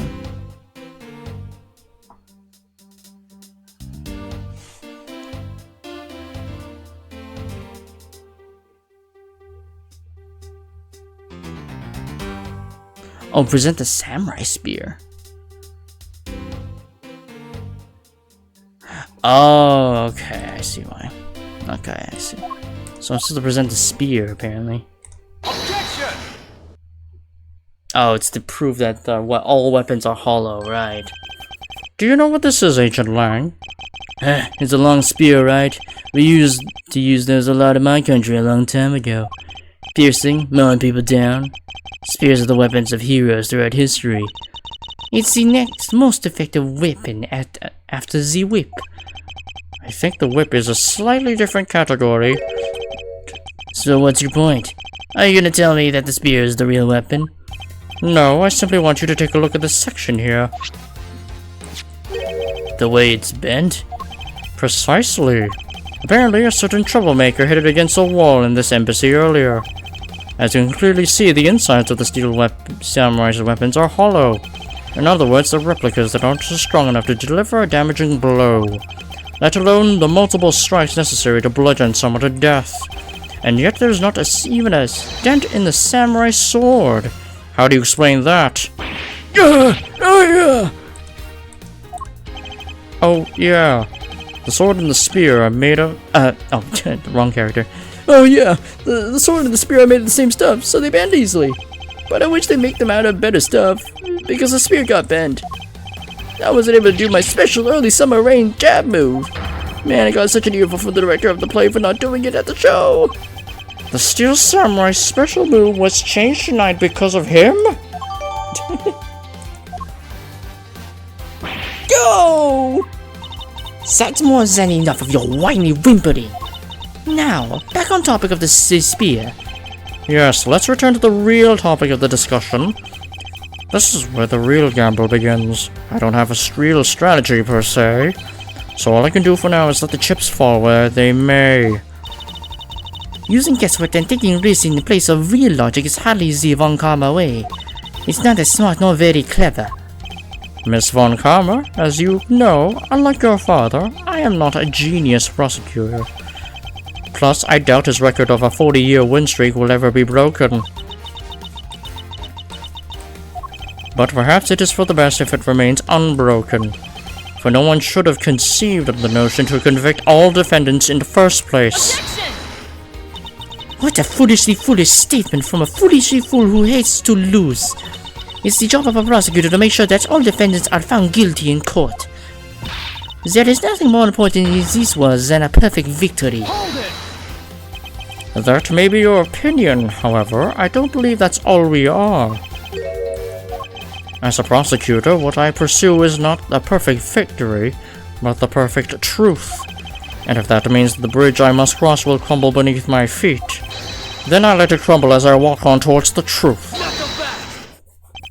You're good at keeping me entertained, Mr. Prosecutor.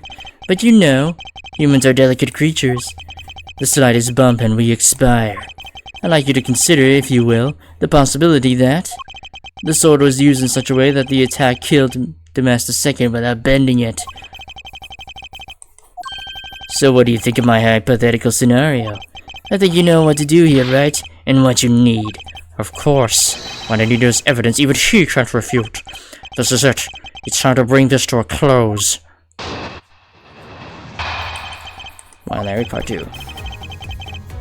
It's possible to use the samurai sword to kill someone, and under these circumstances, it's the only logical conclusion.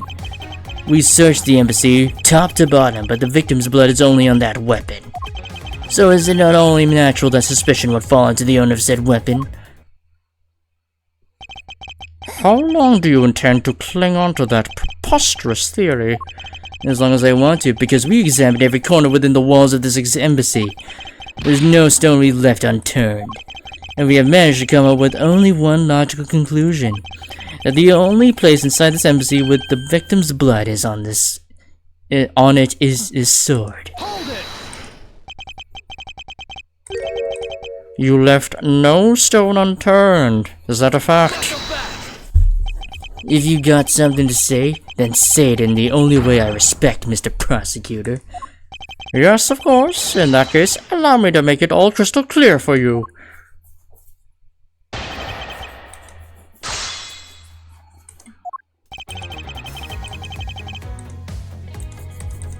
Oh, what the fuck?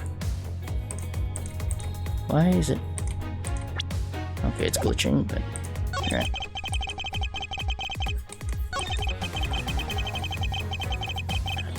Hold it! But the only place we could find blood was on the samurai sword. That's right, even with Luminol. Which means that there are no other possibilities outside of what I've already outlined. Do I have a problem with Agent Lang's assertion that the samurai sword is the weapon? If you believe that there is no other door or possibility left or open, then allow me to force one open for you. Go back! And how do you plan to do that? By showing you what may possibly be the real murder weapon. Go back! The real murder weapon. I hate to repeat myself, but my men have already searched every last inch of this embassy, and they've concluded that nothing else could have been used as the weapon. Knowing these facts, do you still want to press forward with your little hypothesis? Of course, because it's not possible that your men inspected everything in their investigation. Go back! What are you talking about? I don't appreciate mind games, and I don't appreciate them when people like you slander my men. Hold it! I'm not slandering them, I assure you. I'm merely pointing out that their investigative dragnet has a few holes in it. Namely, that there is something your men couldn't even lay a finger on. And that item is the real murder weapon.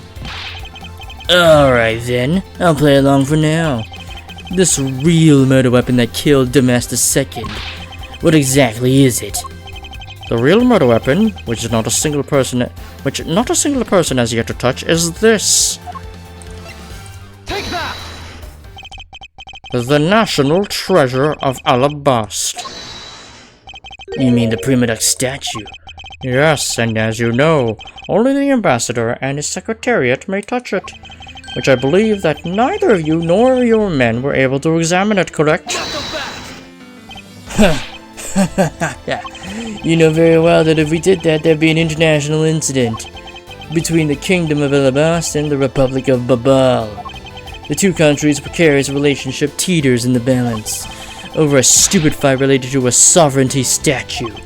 But I'll be damned if I let something go unexamined. Hold it! Agent Lang, if you could take a look at this.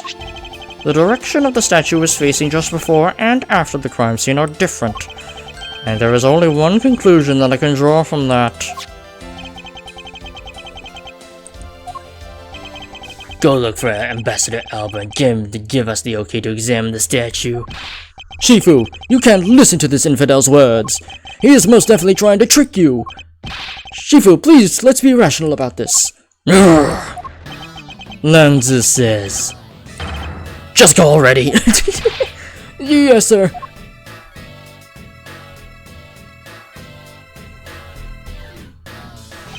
Shifu? Yeah? I'm really sorry, sir, but I was unable to convince the ambassador. I was unable to obtain permission for us to examine the Primadox statue. I see. Wait, but since the investigation is at a standstill, Agent Lang, I will go and speak with the ambassador personally. Save your breath. You may act weak and frail, but that old man's one tough cookie. But I guess you gotta be tough when you're representing the whole country, you know? Agent Lang?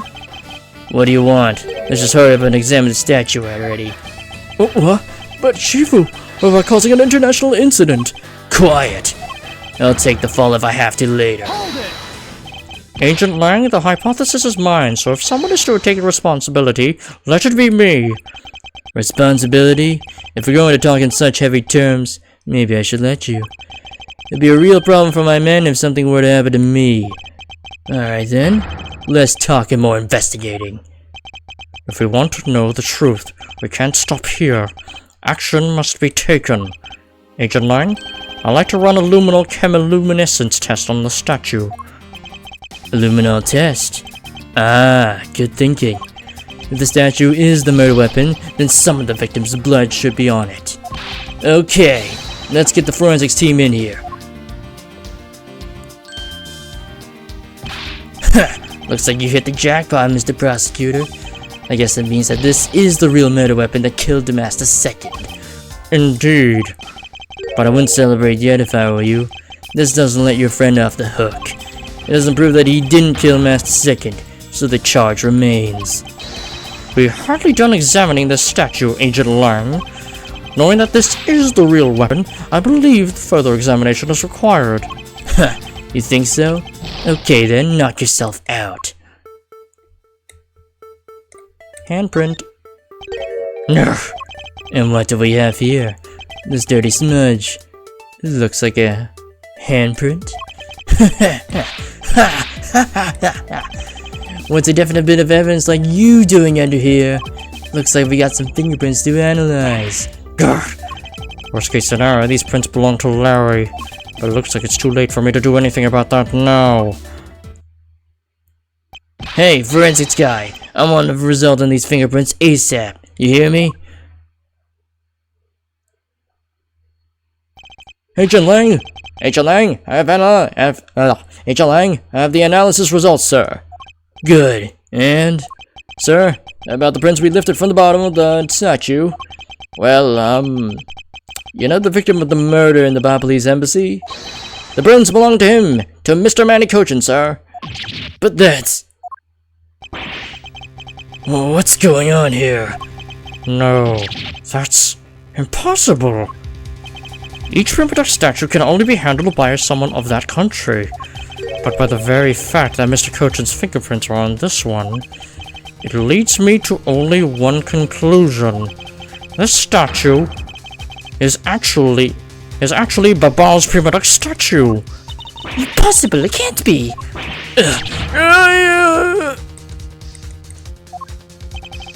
Larry never once stepped foot on Babali's soil, so he was free to go.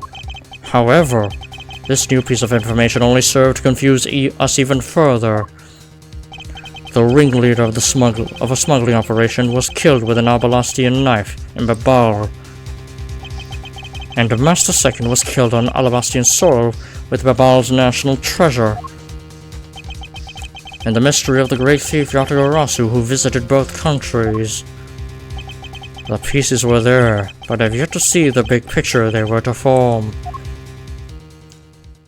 To be continued. Saved the game.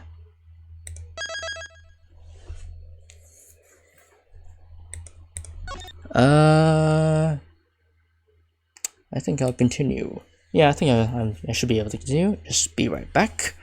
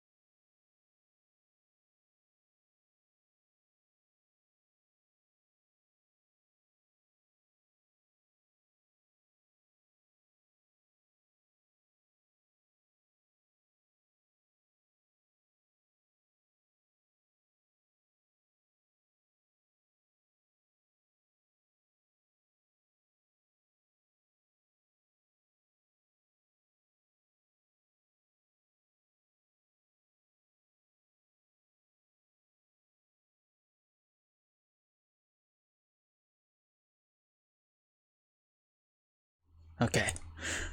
Oh, okay, we're back. Alright. Now... yeah, we just continue on. March 14, 9:21 p.m. Open air stage. I left the Damaster second investigation to Franziska and returned to Babal. I suppose my first order of business should be to look into the Babal statue. Mr. Edgeworth! So, Kay, what's the situation? Oh, it's great. Investigating is so much fun. In other words, they made absolutely no progress. We weren't goofing off on it, sir. We've been investigating our hearts out. Very well then, would you care to give me an update on your investigation? Oh, you've really had a fun time, sir. I knew it. Zero progress. In any case, Detective Gumshoe, Yes, sir. you have permission to enter the Alabastian embassy, is that correct? Yup.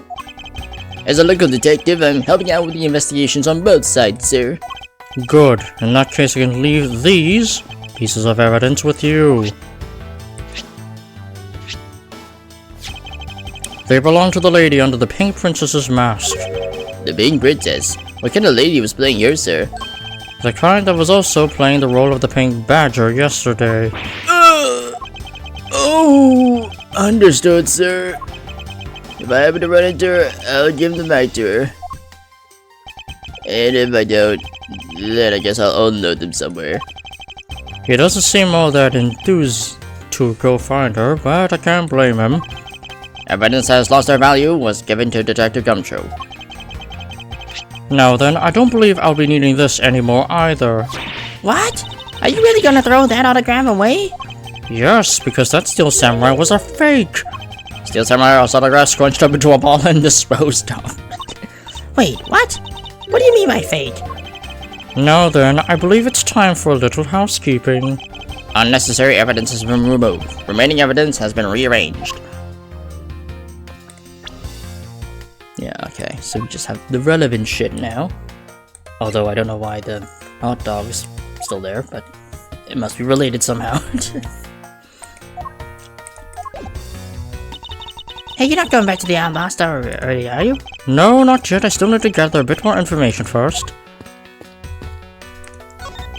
Bags full of cement powder are stacked up here. I suppose they're for the renovation. Yeah, because I don't smell a drop of gold here, or any other treasure for that matter. Kate, the only thing you should direct in a place like this is the smell of sweat. Hey, Mr. Hey, Mr. Edgeworth. That's a pretty good play on words there. Ah, Gummy! Don't randomly jump into one of our dialogues like that. Are you eavesdropping on us, Detective Gumshoe? No, it's not like that, sir.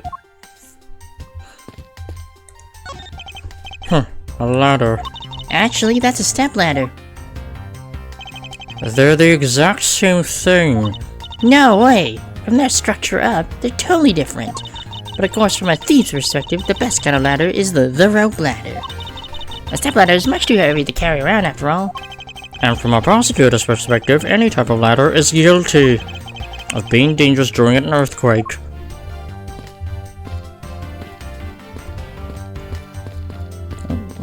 Oh, it's the bushes. Hey, do you take a scent of treasure coming from this bush? The scent of treasure? No, not at all. Ah, Mr. Edgeworth, you're totally not with it. I'm not with it. No, and it's important for both thieves and prosecutors to be energetic. Perhaps for a thief like you, where that level of energy is unbecoming of a prosecutor. You really think so? That prosecutor we met at Gatewater Land seemed to be pretty active. Well, he's not a prosecutor anymore. See how everything just naturally balances out? No, I'm not. Going there. God damn it. There is a sign here warning passersby to take precautions around the renovation site. This renovation site. They're really going all out, huh?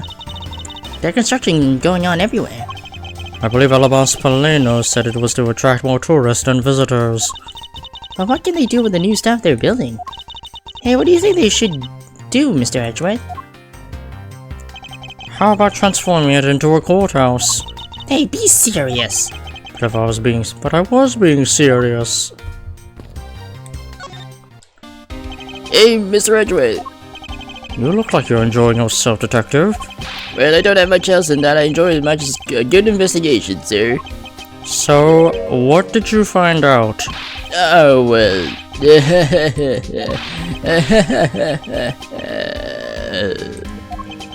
I take it he has found nothing of any particular use as usual.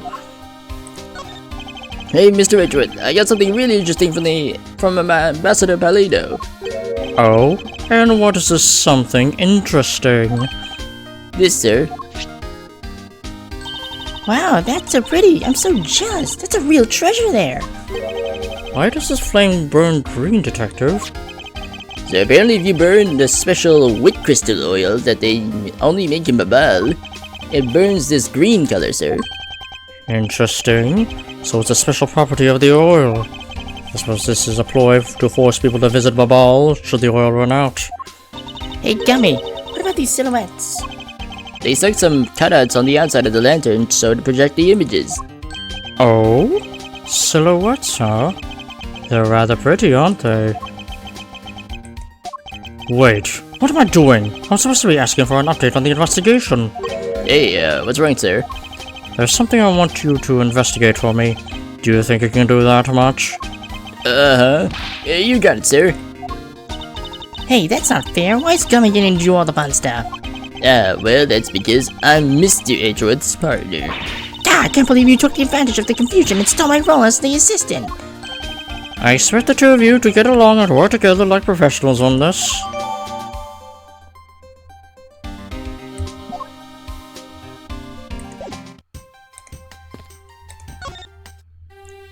Ah, so you're back now, are you, Mr. Edgeworth?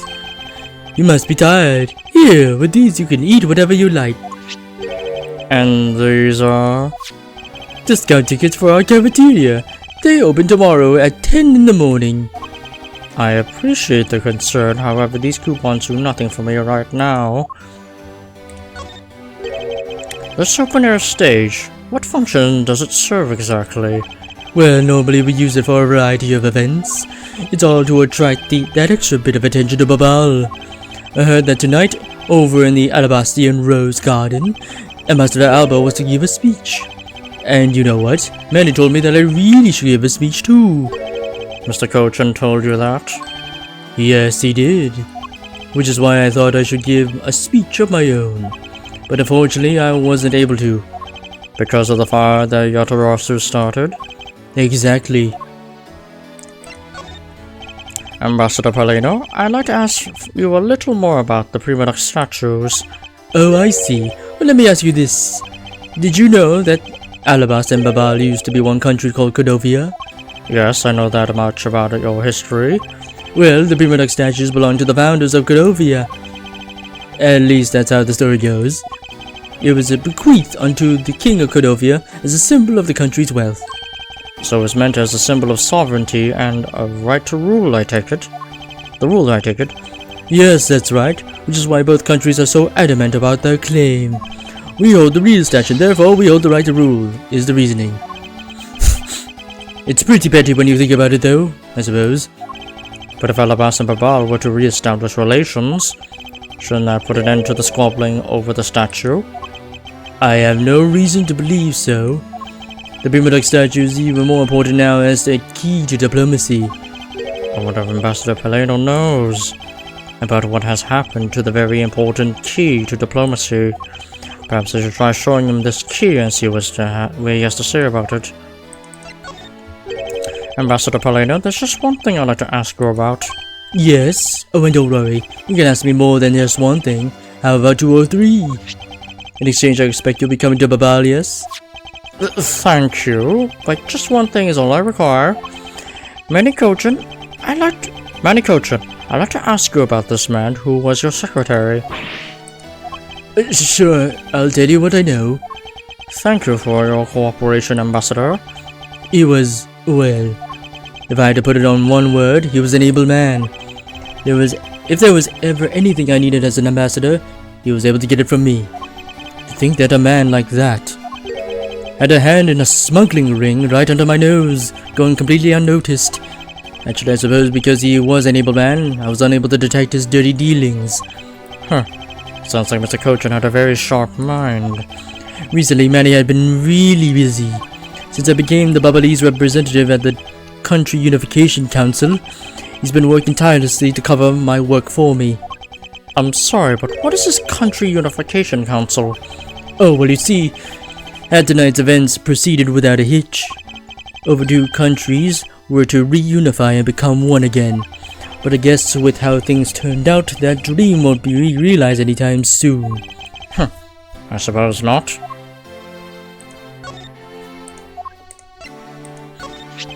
Ambassador Paleno, if you could please take a look at this for me. The Primadox statue sitting in Alabasta right now actually belongs to Babal. So it would appear. I received a call from Miss Von Karma about this earlier. Then you will understand why I wish to inspect Babal's Primadox statue immediately. Because the statue currently in your country's possession... Yes, well, I've already inspected it myself. And it is definitely Alabasta's statue. I know because it's the real statue. Then you're saying that Babal's was a replica? I'm embarrassed to say it's true, even though I knew that someday it would be exposed. I received orders from the leaders of Babal, and that I was to negotiate with Ambassador Alba at this event. I was to negotiate with him and fix the results of the evaluation tonight. To say that we could not determine which statue was the real one. Hold it! Why are you telling me this? Well, because you already figured it out. Our statue is just a hollow gold shell. Even if Babal were to lose face, the reunification of the country is what's important. I'm right in thinking that, aren't I? I'm not making a mistake, right? If you don't know yourself, then I won't pretend to know either. I never thought that by being betrayed by my own secretary, the real symbol of wealth would be given to me. Isn't it simply ironic? Hey, where are you going? Are you heading back to Alabasta? Yes, but before I do, I suppose I should give you a summary of what's happened. Oh, I see. So there's been a murder in both countries using an object from the other country? That's the gist of it. Babal is just as strict as Alabasta in their inspection of the people and things that enter their country, meaning that somehow both murder weapons were smuggled into the 2 countries.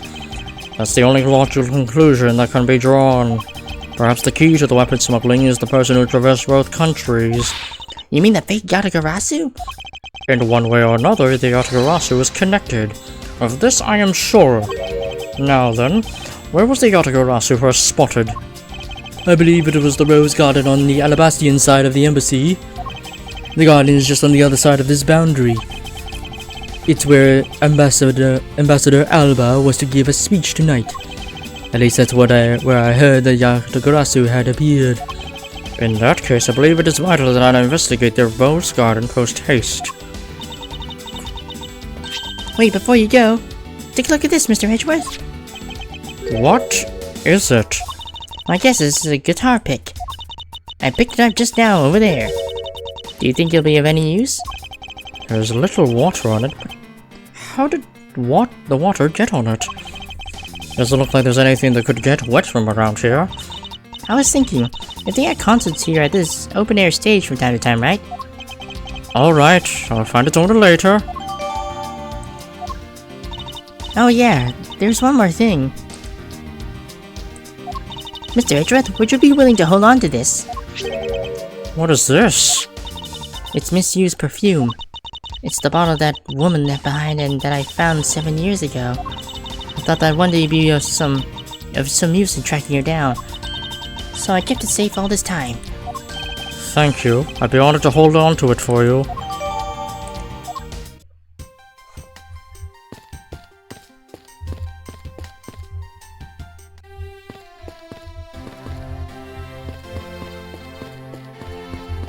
I think I'll be returning to the investigation in Alabasta now, but...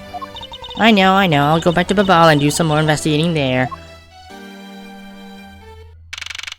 March 14th, 9:58 p.m., Rose Garden. I see you back, Miles Edgeworth. Oh, I see you're back, Miles Edgeworth. How are things in Pabal? Although I can't really expect much from Scruffy and that girl. The investigation into Manicochan's death hasn't really progressed any. However, the investigation into the Yatagarasu has. Ah yes, the Yatagarasu. Even now I find it hard to believe. A person who can freely traverse between two countries at will? Preposterous. Well, that's what I came here to investigate. I heard that this is where the witnesses claim to have seen the Yatagarasu. That's correct. Ambassador Alba was to give a speech tonight here in Alabast. And that's when the Yatagarasu appeared. The shadow of the mysterious thief appeared, and just as suddenly it vanished.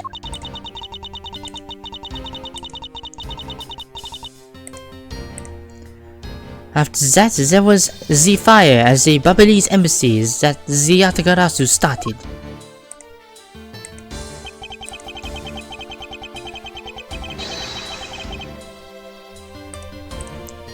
I vow that not a single feather from the Yatagarasu shall escape my diligence. Rose Garden. A statue of a woman. And what if the lady is pouring water? It says that it's a statue of the queen who spoke of love to King Primitax. Well, Miles Edgeworth, it seems that you are lousy at reading a woman's heart. I opened my mouth about a statue and she somehow made the leap to that. Is it possible that the Yatagarasu hid in these bushes? Of course not. They're rose bushes. You'll be spending so much time with Scruffy and that girl that they're rubbing off on you. But it's alright, I'll wake you after your stupor. Ow! Now, the next time you feel like sleep talking, remember that I'll whip you for real. All I tried to do was offer up a possibility, and this is what I get? There's an overturned spotlight here. When the Yatagarasu appeared, the audience that was waiting for the speech to start... the audience that was waiting for the speech to start panicked. I suppose that's when someone must have knocked it over. I'm having a tough time visualizing the mass confusion that took place here. I sought to use my whip to capture the Yatagarasu. However, there were people in my way and I was unable to land even a single lash. I suppose this means that some other poor saps were hit instead.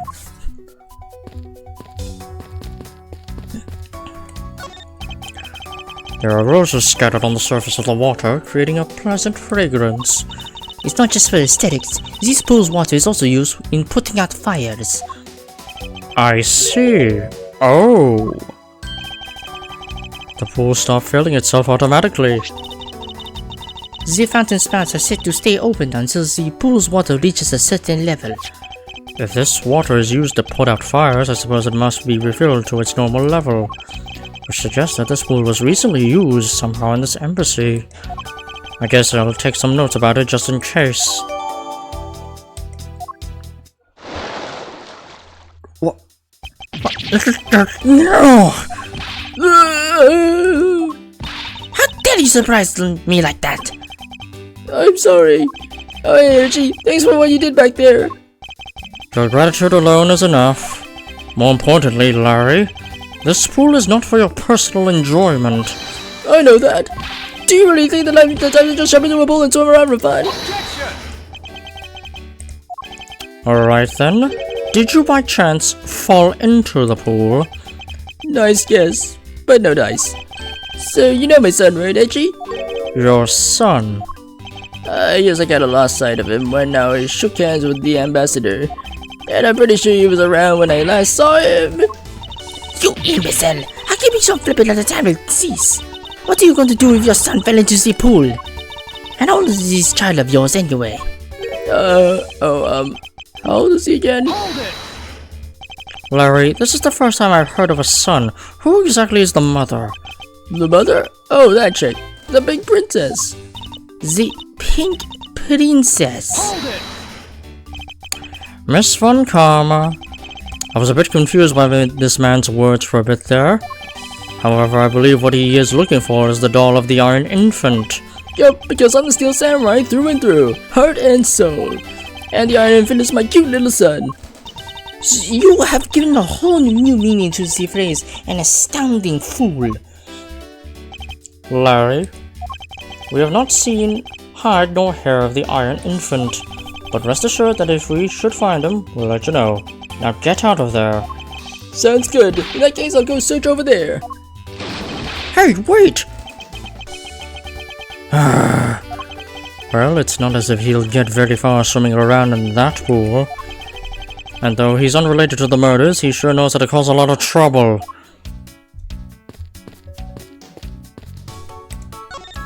The statue bears a resemblance to the Primadux statue. The plaque says King Primadux and the battlefield. In order to save the queen, King Primadux put his life on the line and went to war. So Primadux was actually a person of royal blood. I thought he was simply someone imitating a character from an ancient legend.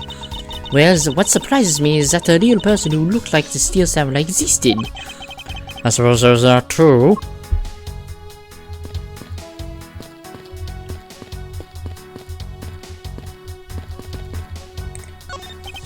These are some beautiful roses here. They appear to be well maintained. You're being too nice, Master Edgeworth. The arrangement is devoid of any design sense. Roses only truly shine when they are grouped by color, one color per location. They lose their beauty when they're all mixed together like this. I can't tell if she's being sarcastic or not. On second thought, there's a rather serious look on her face. I better leave it be. They should really rethink the proper balance of these roses. Of all people to comment on the proper balance of things, I suppose Ambassador Alba sat in this chair? Ambassador Alba is very elderly. The chair was prepared for him should he have gotten tired during his speech. In that case, why didn't he plan on making a speech sitting down in the first place? The ambassador is also quite prideful, that's why. He sounds like my old principal from grade school who'd speak at assemblies. So this is where Ambassador Alba was to give his speech. The stage was set up nicely, however, where was the audience supposed to sit? Perhaps they were supposed to sit around the edge of the pool? That is such a poor planning if there was no other place other than a spot or two by the pool.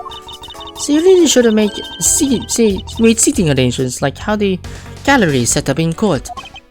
Indeed, you can sense the consideration for the viewers was taken with those. So in the end, the speaker and his audience were to stand the whole time, huh? Yes, although I suspect the audience would have liked to sit down after a while.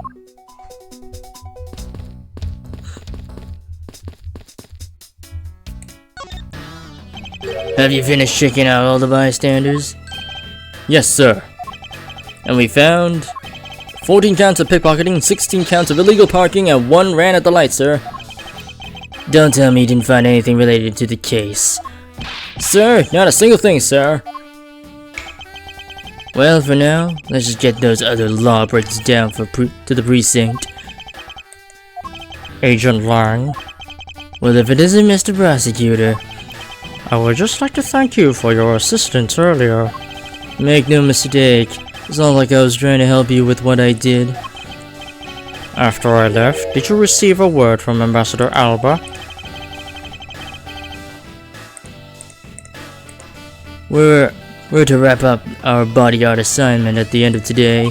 Oddly enough, we received word from HQ to return home on an urgent matter. As if I can be so easily called away from this case after I come this far. I swear that I'll find the truth and drag it out screaming into the light.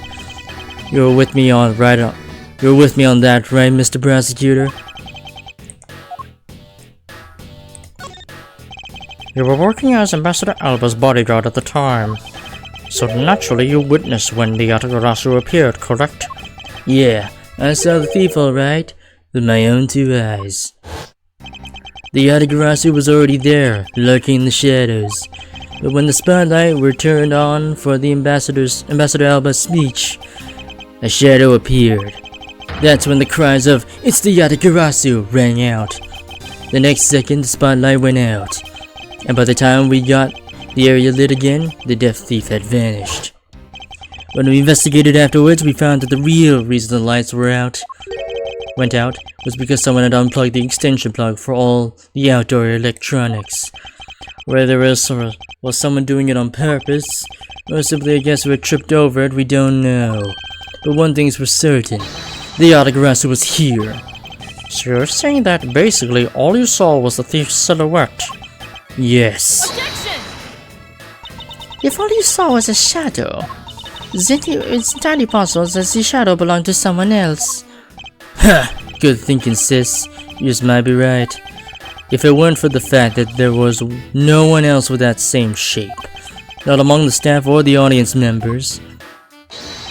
My men have already done a thorough check of everyone, so I know I'm right. Someone else's shadow? That sounds like a plausible hypothesis. The sudden appearing and disappearing of the shadow of the Yatagarasu. I believe I figured out its true origin. I expect no less of my subordinate, and let's hear what you know on the subject. What really cast the shadow of the Yatagarasu?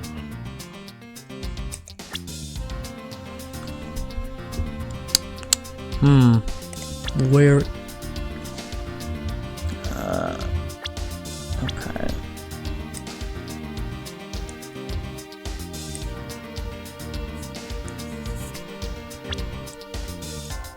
Because it was shining here.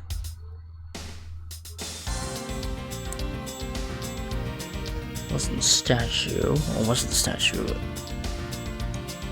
No, it wasn't the statue.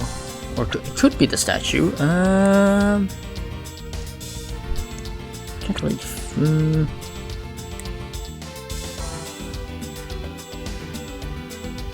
Because it was shining. Oops. Because it was shining over there. Was it the statue? Oh wait, it might be the statue actually. Take that! The sudden appearing and disappearing shadow of the Yatagarasu. Is it not possible it was created by this statue? Objection!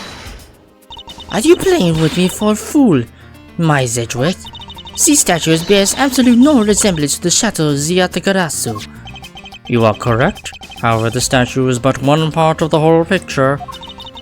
What do you mean by only one part? What is the other part of the real form of the Yatagarasu statue? The hand. Take that!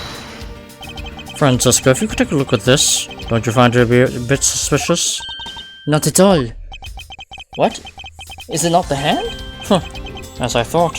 For you see, I was merely testing you just now. Oh, god damn it. We have no time to waste your pompous talk, so get on with your explanation already. Oh! I guess Francesca just couldn't understand my point. I need to think this through again. Now the Yatagarasu shadow. There really is only one thing that can explain how it was casted. It must be this. Oh, do I just point at the light? Take that! No, no. Okay.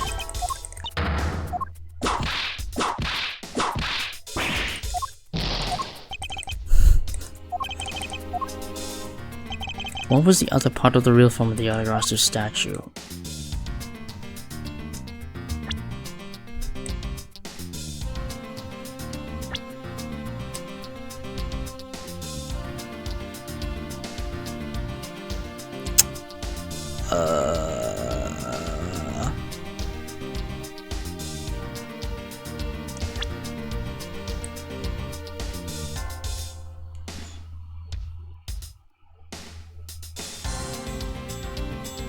I already pointed out the hand, but it didn't do anything.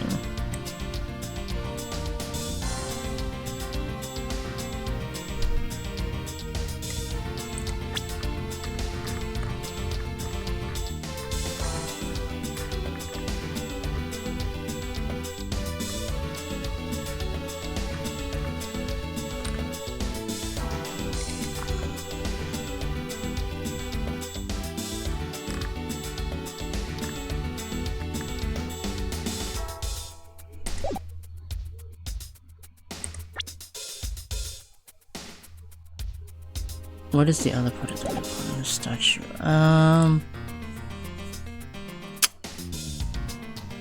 I don't know. It's not really easy to point out, is it? It's already pointing out the hand, but it's not.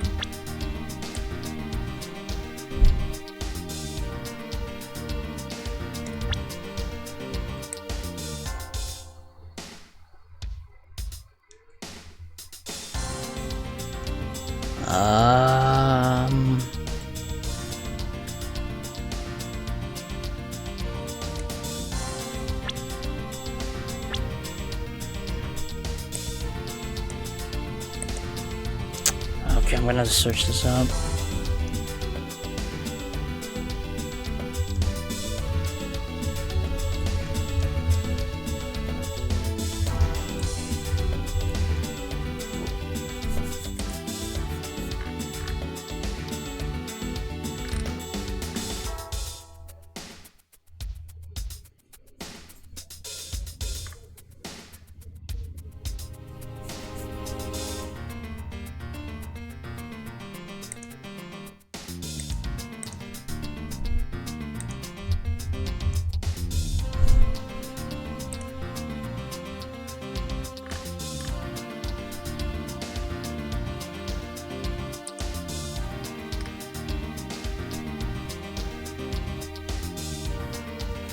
The two statues, I said one of them twice.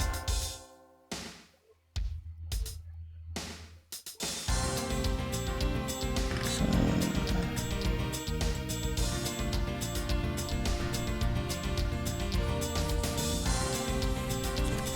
when asked to point out, present the left statue and then the right statue.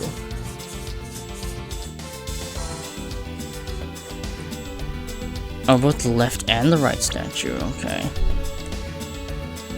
Take that! It's another statue. The Yatagarasu shadow was made from the shadows of these two statues. Made? What do you mean by that? Right now, the spotlights are all over the place. This is because they were moved when the guests were in a panicked state. However, if we were to restore the lights to where they were when the thief appeared, you believe that the two shadows will create the Yatagarasu's shadow? Precisely. Now then, what does I reveal the true form of the Yatagarasu? First, we set up the spotlight to cast a shadow of King Primadox and the battlefield. The shadow of the king statue would appear on the backdrop of the stage. Likewise, if we set up a light on the queen who spoke of love to King Primadox, her silhouette would also appear on the backdrop to the stage. Aha! So if we were to combine the two shadows, it looks like nothing like the Yatagarasu shadow. Miles Edgeworth, how do you explain this grotesque shape? Calm down, Francisca. The way the light needs to be shone on the queen's statue is wrong. What do you mean by that? I believe that the whole king's shadow needs to be used for the light to work. However, in the case of the queen, I don't believe her whole shadow is needed. Rather, the person who created the shadow only used one part of her shadow. Only one part? Yes, and that one part alone is enough to fill in the rest of the Yatagarasu's shadow. Why did you say that in the first place? You're right. I apologize. Now, which part of the queen statue was used to complete the Yatagarasu's shadow? The hand. Take that! Think back to what is missing in our shadow. 5 long, thin areas, correct? Now, what does that remind you of? Aha! That's right. It can only be the shadow of the queen's left hand. Francisca, can we please adjust the spotlight's position? So that it only shines on the queen's left hand. Alright, let's give it a try and see what we get. It's... Yeah, this is exactly like the shadow I saw. The culprit must have changed the spotlight's positioning beforehand, and then pulled the plug after the people saw what the culprit wanted them to see. Their panic, the guests must have moved the spotlights around, which we can assume is also a part of the culprit's plan. By the time the lights came back on, the Yatagarasu's shadow had vanished. Which means that the shadow was a construct from the very beginning. So you see, the Yatagarasu never did visit Alabaster Night. The only country that thief visited was Babal, although it can be assumed that the Yatagarasu had an accomplice in Alabast. An accomplice? But who? I haven't figured that out yet, but I assume it was the person who set up the shadow show. I sense the biggest clue is yet to solving this case is the existence of this accomplice. Yes, you'll be I am wounded. Mentally. How's the investigation going? Okay, that's bad. Detective Baird, have you come to join us in investigating the Yatagarasu? I've left the murder in Agent Lang's charge. And my only target from the very beginning is the Yatagarasu, so yes. So, what have you found out? I got a piece of evidence. May I see it? Sure, but you might regret it. We're here because we are ready to face whatever may come. So if you please. When people heard the commotion, bystanders started gathering. And one woman claimed, I'm telling you, I'm a genuine international journalist. She gave me an interesting picture. A lot of heart. A journalist. Well, actually, she's a freelance cameraman. This is the photo I got from her. What in the world? The Yatagarasu is flying through the air. The times, they are changing. It's not just man, but evidence even they lie to us now. When was this photo taken? Apparently right after the fires, on the 4th and 5th floors were put out. It was taken from a nearby building that you can see the embassy from. I see, so this was taken after the fire. The blur in this picture took off from the Babalese embassy, flew over the boundary and head for the embassy of Alabas. This is simply not possible. People are incapable of flight. Is that a fact? I've had the pleasure of dealing with cases involving a flying person once. Yeah, that was in the second Phoenix Wright game, yeah. Oh no, it was the first Phoenix Wright case, yeah. Actually, come to think of it, I've come across a case like that as well. Two, actually. Yeah, because that was in the third case, probably the second game and the third game, yeah. Maybe it happens more often than we think. I'm after the task of solving the mystery behind this photograph. Well, the Yatagarasu took off from the Babalese embassy, so I should start from there. Francisco, I need to return to the Babal investigation for a bit. Alright. I'll continue the investigating on this side of the building. Alright, I'm counting on you. Welcome back, Mr. Edgeworth. Now come on, let's get back to our investigation. Yes, let's. Away!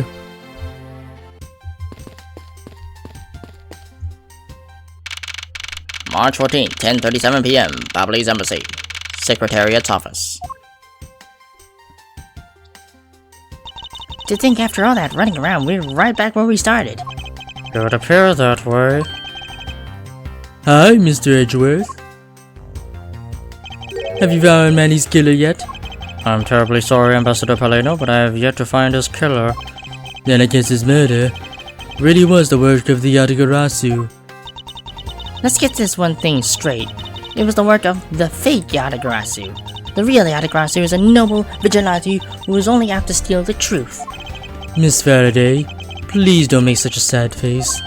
If there's anything I could do for you, all you have to do is ask, alright? Mr. Paleno. Actually, there was one thing you can do. Will you allow us to take another look? We didn't have enough time to conduct a thorough investigation earlier. Oh, sure. Please feel free to investigate to your heart's content. Also, there's a few questions I'd like to ask you personally, Ambassador. If it will bring a smile back to Mr. Faraday's face, then I'll gladly answer anything. Thank you, Mr. Paleno. You're a total gentleman. You don't have to waste such nice words on me, little miss. Hey, Sir Paleno. This sure got chummy awfully quick.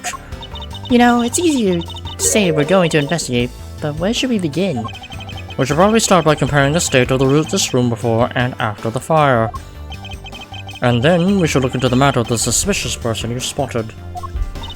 Yeah, when I came into this room, that person was already gone. But I'm willing to bet that the person I was chasing is Kochin's killer. We don't know that yet, however, it's hard to believe that person is unrelated. Furthermore, because the key the Yatagarasu stole 7 years ago was found here. It signals that perhaps Miss Yu is also somehow involved. I knew it. That woman is almost definitely Mr. Kochin's killer. Yet again, we do not know that. There's too many mysteries to be solved here. Speaking of the Yatagarasu and mysteries, I received a most mysterious photo from a Detective Bad. Uncle Bad? He's taking part in the investigation too? Yes, he has been chasing after the Yatagarasu for all these years. Uncle Bad. Now then, I was told that this photo was just taken after the fire. Oh, what? This kind of looks like the person is in the long coat though I was chasing. Does this mean that I was chasing the fake Yatagarasu after all? I don't know the answer to your question, but I don't think people can fly either. But this could now be how that person escaped. Well, we need to investigate a bit more before we can say anything about that. In any case, let's not dawdle anymore and pick up our investigation where we left off.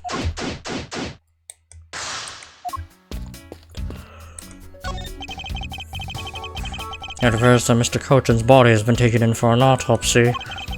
The white outline is all that's left to tell the tale of his murder.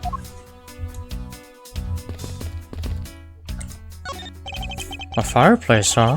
So Babal's offices have them too. Two? There's a fireplace in relatively the same location in the Alabastian office.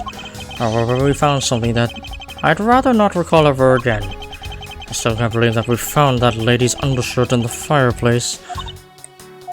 If it was that traumatizing, why don't you try creating new memories with this fireplace? You could climb inside and we can play hide and seek. And come out covered in soot, I think not. Ah, you really have no sense of fun, Mr. Edgeworth.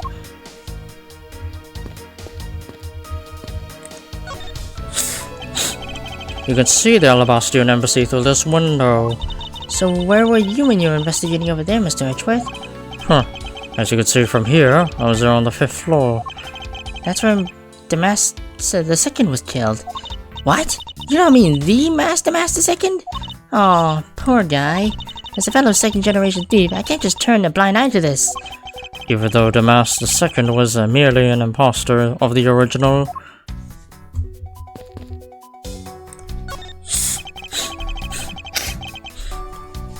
It appears that this area was heavily damaged by the fire. Yeah, I guess we should hurry up and get started examining everything. I won't rest until I've inspected every suspicious looking cranny. There was a bottle of Babalese ink on Mr. Kochin's desk.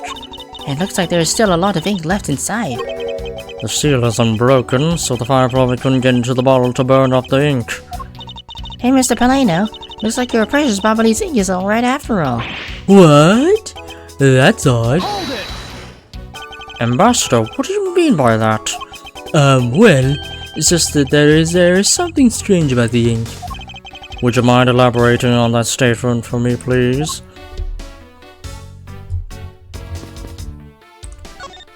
The safe wasn't open at the time of the fire. You can tell because the inside wasn't burnt, right? Yes, and thanks to the safe's fire resistance, the smuggling evidence was preserved. Aren't safes great? They always hold the wonderful promises of treasures within. Well, this one certainly did have a few inside. The national symbol of Babal is drawn here. There's nothing especially strange about it. Is it just me, or did the butterfly gain an antenna since we last saw it? Even if it did, it wouldn't really have any bearing on our chase, Carrie. Now then, Ambassador, I'd like to ask you about your movements before the fire broke out. Before the fire? Which fire are you talking about? Which one? There was more than one tonight? Oh, I see. I guess you didn't hear about it. We had 2 fires here at the Babalese embassy tonight. What a bother all of that was. Wait, but the only fire we know about is the one after the Jamming Ninja show. Ah, well, the first occurred at the start of the Jamming Ninja show. Luckily, only the 4th and 5th floors of our embassy were caught on fire. Not wanting to cause a panic among the theater goers, we decided to keep it internal. And the fire after the German Ninja show was the second one of the night. Exactly. So the fire I witnessed was the second one. Come to think of it, did Detective Bad make reference to the first fire? When was this photo taken?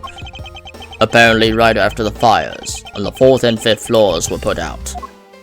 I suppose this means that the photo was taken just after the first fire was put out. So then what was the extent of the damage in the second fire? The second fire was contained to this floor and the third floor. I think it was left over the embers from the fire from the floors that above it that caused it. That's, how should I put this, a very bad stroke of luck. My office on the 5th floor, Manny's office there, Manny's office here, and Manny himself, all gone in the blink of an eye. I feel so sorry for you, Mr. Baleno. Oops, look at me going on now. Now then, what was it you wanted to ask again? We were discussing what your actions and whereabouts for the day were, and if you happen to know what Mr. Cochin's actions and whereabouts were as well.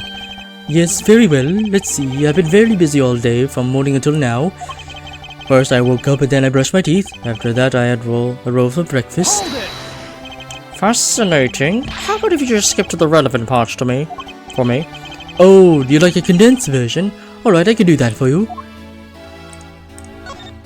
So what did Mr. Cochin and you do this morning? Well, originally we were supposed to meet and shake hands with the jamming ninja, but Manny and I wanted to turn into a photo op, so that we were tidying up his office. So we were here tidying up his office. So you helped clean Mr. Cochin's office. Why were you not cleaning your own? Oh, I think I forgot to mention this, but my office is currently undergoing renovations. Which is why both the primitive statues and the Bubbly's knife set are down here. I see. Oh, but tidying didn't take much really. We just burned some files we no longer needed and expired coupons in the fireplace. I bet cleaning up the fireplace must have been a real pain though, huh? Ah, about that. I kinda forgot to clean the ashes out. I guess I'm up a creek without Manny here to get angry at me. An ambassador like yourself has been on the receiving end of an secretary's anger. Oh, he was very good at being very mad. Why, even just this morning he got mad at me. I spilled some Bubbly's ink onto the back wall when I was burying the files, you see. And he got mad at me, saying that I should treat the ink with more respect. Talk about boss getting bossed around. On the back wall while burning fires in the fireplace, left ashes there, okay. That's about it for what we did this morning, just some cleaning.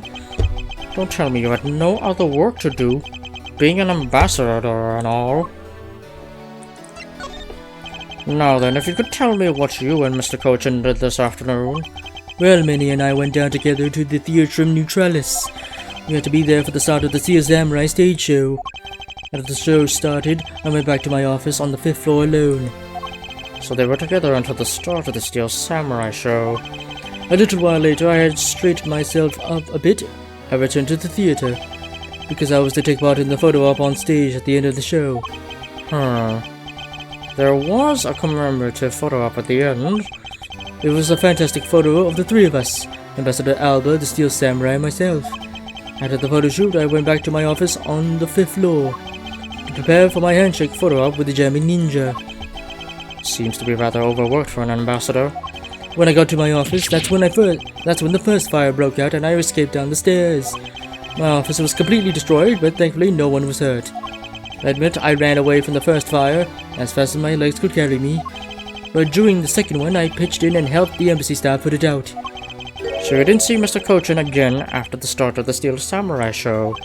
Yes, that's right. The next time I saw him, he was lying there in an eternal sleep. I see. Ambassador Baleno, I thank you very much for your help. I'm sorry I couldn't be of more assistance, Mr. Edgeworth. If there's anything else, please don't hesitate to ask, alright? I wonder if you might tell me what you noticed about Mr. Cochin's bottle of ink. I just thought of it right now, but During the second fire, Manny was worried about his office, so he came rushing back to it. I called out to him when I received no reply. I used my spare key to open the door. But then when I did, I was greeted by roaring green flames. The flames were so big that I wasn't able to see into the room at all. The fire was green. What was the cause? Well, wood crystal oil burns green when it's lit, as you can see by this lantern. And the Balbalese ink is made from the same oil, which means it would also burn green. You know, I too had thought of it when I too had thought it was Manny's ink that had caught on fire. So that's why I was surprised to find out there was still a bottle of ink left on his desk. The case of the perplexing green flames. Talk about a mystery. What exactly was it that caught on fire in here?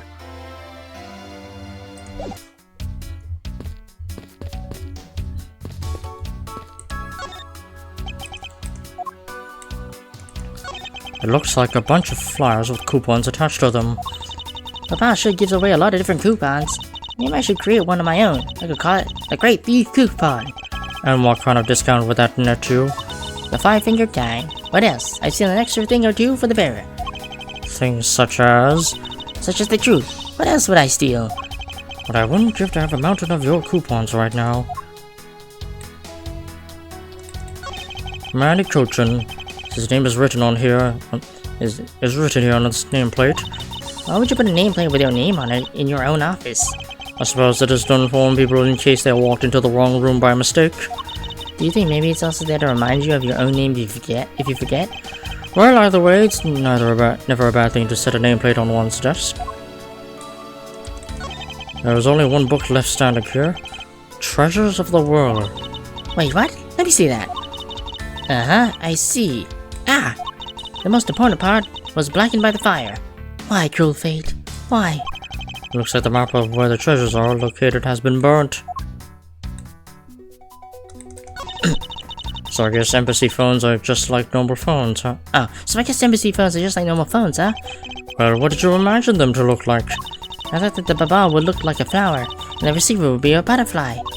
That way it looked like the receiver was sucking nectar from the flower base. If any country had a flower phone, it would be Alabasta, don't you think? Oh, then maybe the phone I envisioned would have been from when they were Condovia? There is really no point in asking me about something that never existed in the first place. You know what you lack, Mr. Edgeworth? Curiosity and imagination. That looks like a very comfortable chair. Well, it doesn't look all that broken, so why don't you try sitting on it? No, I better not. It's very important that we reserve the crime scene at all times. Wait, but you're always touching all sorts of things at the crime scenes. That's because I am a prosecutor, and it's part of my job to examine things. And my job is to be a great thief. Which is exactly why you're not allowed to touch anything. Okay. It appears that this desk also fell victim to the fire. But it doesn't look too damaged. Oh, I think we can rifle through this drawer a bit. I suppose we could take a look. This is a rather unusual shape for a notepad. I suppose this must be another souvenir from somewhere. Oh, wait. Is this one somehow connected to any of the evidence I hold? The mass note. The shape of this notepad matches the shape of this note we found. Hey, you're right. What is it? It looks like something straight out of the Monument Valley. Ah, yes. That notepad is a souvenir from somewhere in your country. We've been collecting them for the purpose of studying them, you see. Yes, I do. You seem to be quite passionate about it. Oh, would you like to see my souvenir collection? I'd love to show it to you. Are you sure they have been burned to a crisp by the fires? Ambassador Paleno, I wonder if you might recognize the handwriting on this note. This looks like Manny's handwriting. I see. In that case... Oh, did you figure something out? This note was found in Alabasta. Specifically, it was found being firmly grasped by the murdered Damas II. Damas II? Then this note... Yes, it was a request from Mr. Kojin for the Master II to steal the Prima Duck statue. What? Manny, try to steal Alabasta Prima Duck statue? We would know for sure if we could run a handwriting analysis. Ambassador, do you have any documents that were handwritten by Mr. Kojin? Yes, I can gather a few and give them to you. I'll have to ask Detective Gumshoe later to run the analysis. I can't believe that Manny would even think of doing something like this.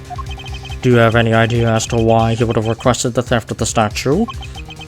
There is one possibility, but mind you, it's just my personal speculation.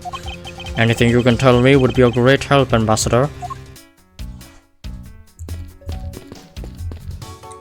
Whoops.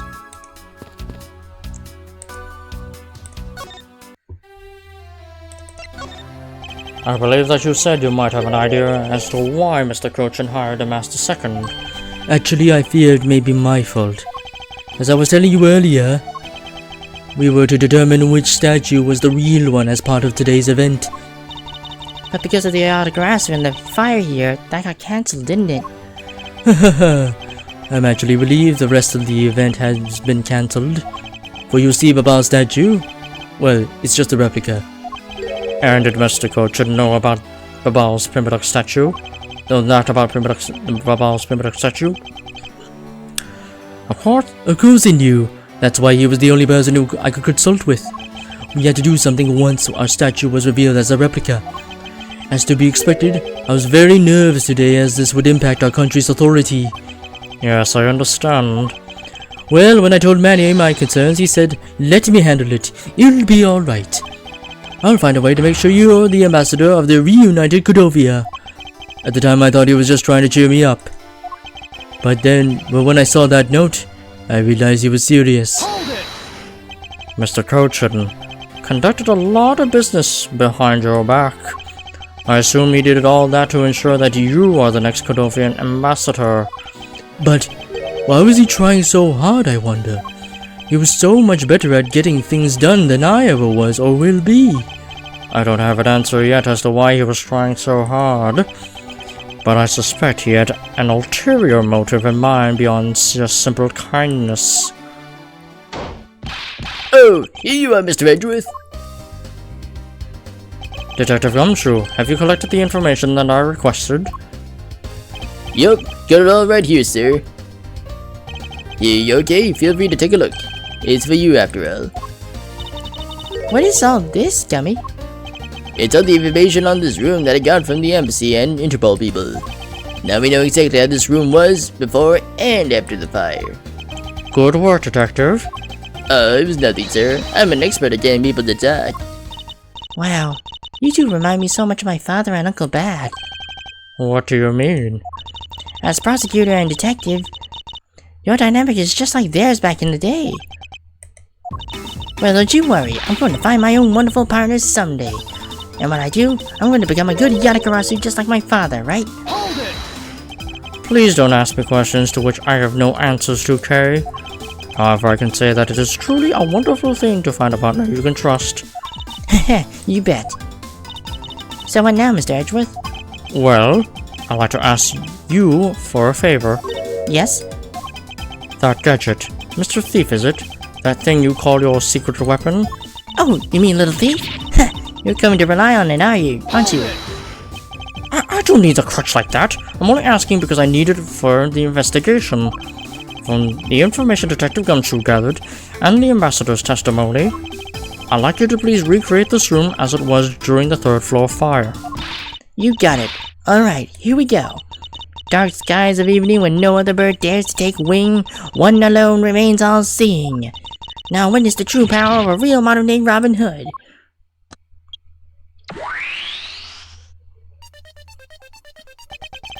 It seems there are other things besides what the Ambassador mentioned have changed. It's possible that we might find the escape route the person Kay used as well. Oh, what is this? Is this some sort of light show I was not told about? This is the power of a true vigilante. It's recreating the room with the info I inputted. Really? That is certainly one interesting device you have there, Miss Faraday. Ahem. I believe it's about time we return to our investigation. These must have been the large green flames Ambassador Paleno saw. With flames like these, it's no wonder you couldn't get in. Okay, by the time you came into this room, had the fire had already been put out. Yeah, the fire had died out or something by that time. Then this fire in here only burned from the time the fire started on the 3rd floor. Until the Yatagarasu appeared and caused a stir in Babal, I suppose. I guess Mr. Paleno is just lucky enough to run into this fire as it was burning, huh? Yes, you could put it that way. And since you were the first to discover the body, we can assume that no one else entered the room until that time. No one other than the person you were chasing, of course. I knew it. That person I saw was definitely up to no good. I mean, that person could even be Mr. Kojin's killer. That is very likely to be the case. After all, that person came into this room before you. And they must have chosen this room precisely because they knew no one else would be in here. Okay, then maybe the green fire was where it was to prevent anyone from coming in? But then, what did the person set on fire to make the green flames? Well, whatever it is that person burned, it must made a rather sizable fire. And since the fire is green, well, we've seen something that burns green, right? It's a bit tinier than these flames, but you get what I mean. Yes, I do believe what you are thinking is exactly why these flames are green. Which fire-related piece of evidence burns the same color as these green flames? The lantern! The silhouette lantern. Its green flame comes from the wit crystal oil it's burning. Yeah, that's the fire I was thinking of too.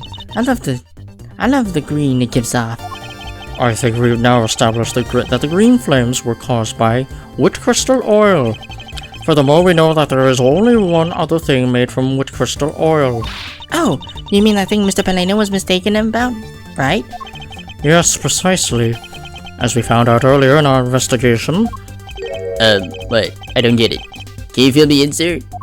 Fine, I suppose. I'll explain it in a way that even you can understand. This is the thing made from wit crystal oil that Ambassador Paleno was mistaken about. Take that! The ink. The Bobbly's ink is made from wit crystal oil. Oh, so it should burn the same color as the flames in the lantern, right? Yes, precisely. However, the green flames in this room were not from a bottle of Bobbly's ink. Because we found the ink Mr. Kojin used on his desk, right? Yes, however, we know that Mr. Kojin was smuggling the ink in massive quantities. Now what do you suppose he made using all that ink? I believe what he made with that ink is the answer to what gave birth to the green flames. Oh yeah, I'm beginning to really feel the energy coming from you, Mr. Edgeworth. It would appear that I've finally found it. The smuggling ring's real goal. Made of Bobbly's ink, this is the source of the green flames. The counterfeit bills. Take that! What would consume that greater volume of ink to make? That would be the counterfeit bills that the smuggling ring made and are circulating in Zhengfa. You're kidding! You're saying that it was Mr. Kojin who made the counterfeit bills? I am. I believe you can even go as far to say that he stole Baba's printing press. Ambassador, Mr. Kojin had permission to freely use the printing press, correct? Why, yes, and I do remember seeing him use it in the middle of the night. But never did I think he was using it for such a foul deed. Ambassador, because of your secretary's crimes, you will need to be investigated as well. Yes, I suppose so. We've caused quite a bit of trouble for a few countries, haven't we? It's my duty to search out all who shielded Mr. Kojin and concealed his crime, for they are the ones who started the fire in order to destroy the evidence.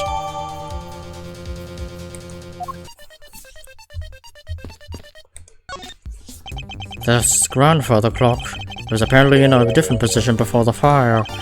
According to the stand members, the clock was flush against the wall before the fire, sir. Which means that most likely it was moved by someone during the fire. Speaking of which, it's totally 11 o'clock now, but I don't hear any chiming. That's odd. It was still chiming right on the dot of every hour this morning. Maybe the fire damaged its internal mechanisms or something.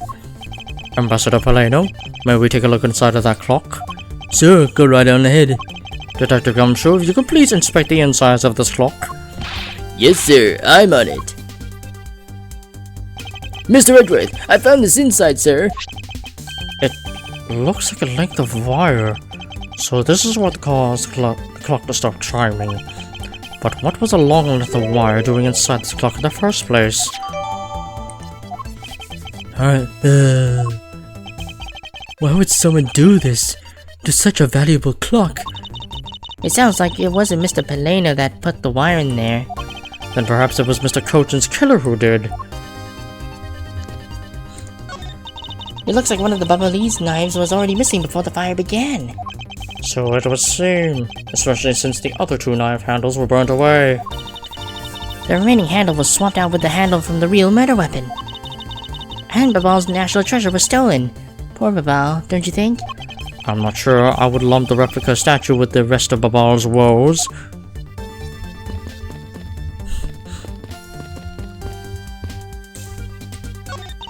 So by the time the Primax statues had already been by this time the Primax statues had already been swapped, right?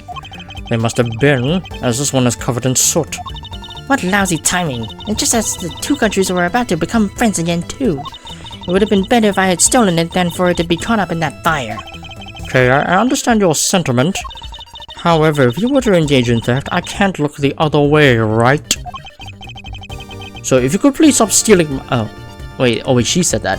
However, if you were to engage in theft, I can't look the other way, right? If you could please stop stealing my lines. It's the charred remains of the fallen ceiling fan. Oh, I've seen a few of these before. They spin around and around and play music. I believe what you're thinking of is a musical mobile for babies. Yes, that's it. But they're nothing alike. They're totally alike. They spin those babies right round like a record. I see. I guess I can see how you might think that. So Babal is really into pushing their tourism industry, huh? So Babal is really into pushing their tourism industry, huh? Yes, it would appear that way. You know, I really love to take a trip. Hey, why don't we take one after this case? Do you already have a destination in mind? Ideally, I'd like to go someplace where I'd like to continue my thief training. Well, if you want to learn the fine art of stealth, perhaps you should visit the studio where they make the Jamming Ninja TV show. Hey, that's actually a really great idea, Mr. Edgeworth. I can't believe she took me seriously.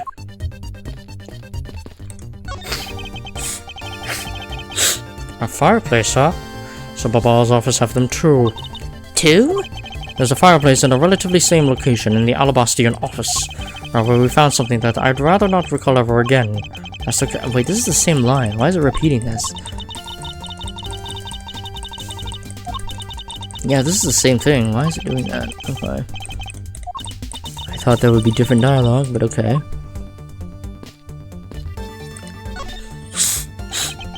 You can see the Alabastian embassy through this window. So that's where you were when you were investigating over there, Mr. Edgeworth? As you can see from here, I was there on the 5th floor. That's where the second was killed. What? You don't mean the Master Second? Aw, poor guy. As a fellow second-generation thief, I can't— Yeah, this is the same thing as before. What the hell?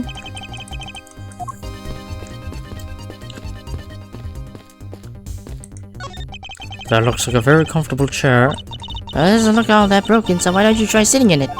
No, I better not. It's very important that we preserve the— it's the same thing. Why is it— it's just repeating the same thing. Okay.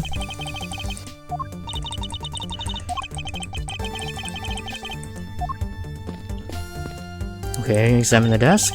It appears that the desk is largely unchanged from before the fire. Yeah, it just got a little burned, that's all. It's a very fine desk, and I'm sure that even now it's still usable. If it's that great, why did you trade your desk with it?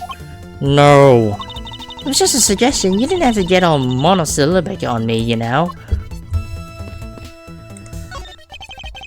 The safe wasn't open at the time of the fire.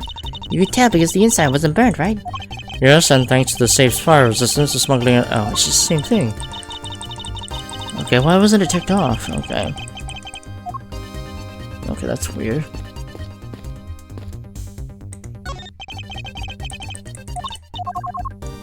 Why wasn't this checked off? Okay.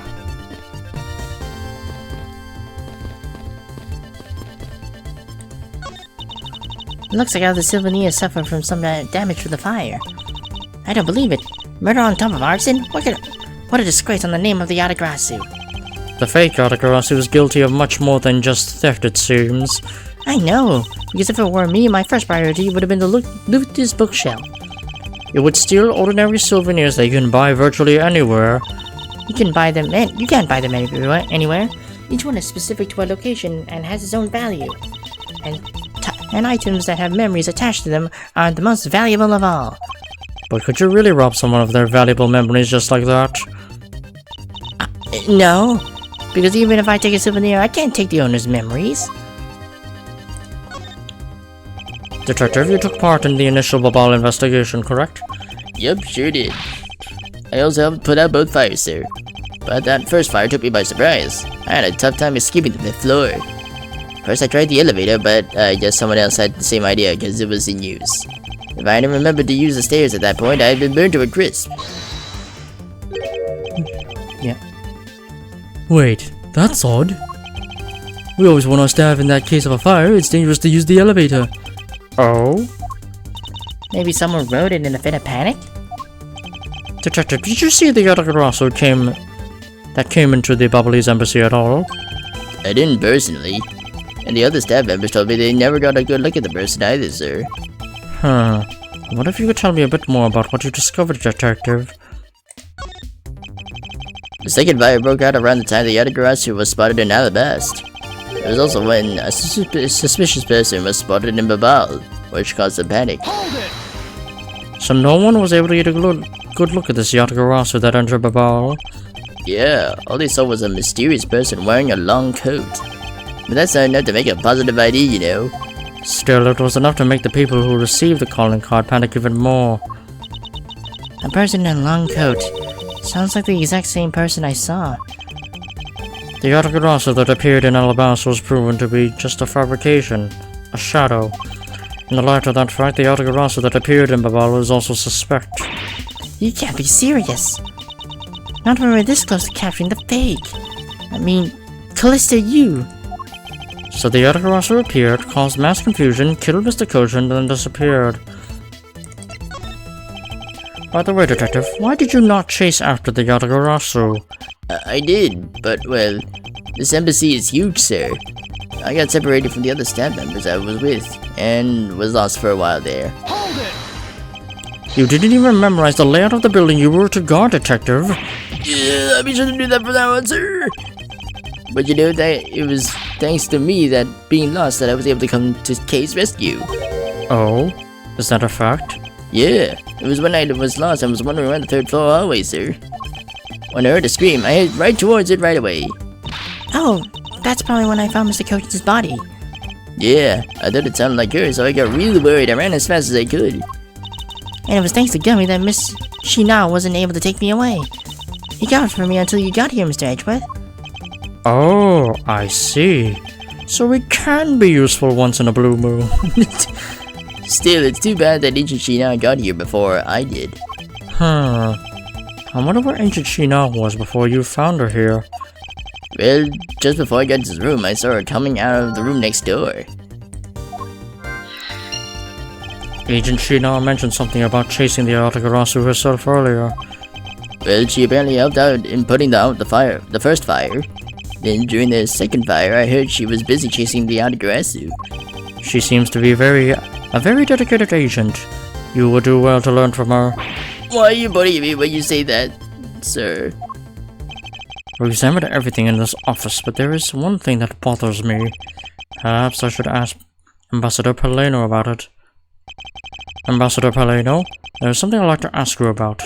Yes? About this office, it appears to me to be very similar to Ambassador Alba's office. For example, the location of the fireplace and the position of the grandfather clock. Ah, that's right.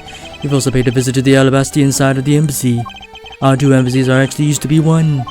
Yes, I know. Even the pamphlet mentioned that. Which is why the building is bilaterally symmetrical. So no matter which room, the location of the fireplace and the like are exactly the same. Even when the art is located is the same, as my room is currently under even where the art is located is the same, as my room is currently under renovation. You worked so hard to make Manny's room look like the ambassador's office. You mean for your handshake photo with the jamming ninja? Yes, that's right. I mean, what's a photo like that worth if it's not taken in the ambassador's office, right? Yet another odd expression of Babal's obsessively competitive spirit with Abalas, I take it. Thank you, Ambassador. That piece of information is all I need to connect the dots. Connect what dots? Well, anyway, I'm glad I was able to be of some help. You've been very helpful.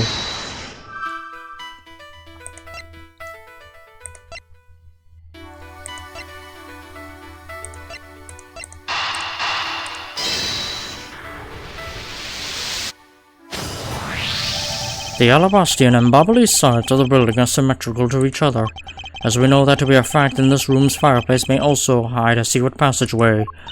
A secret passageway? In Alabas, the fire turned out to have a revolving back wall. A revolving wall? Sounds like something of a ninja house. Wow, there was a trick like that built into the fireplace, sir. What?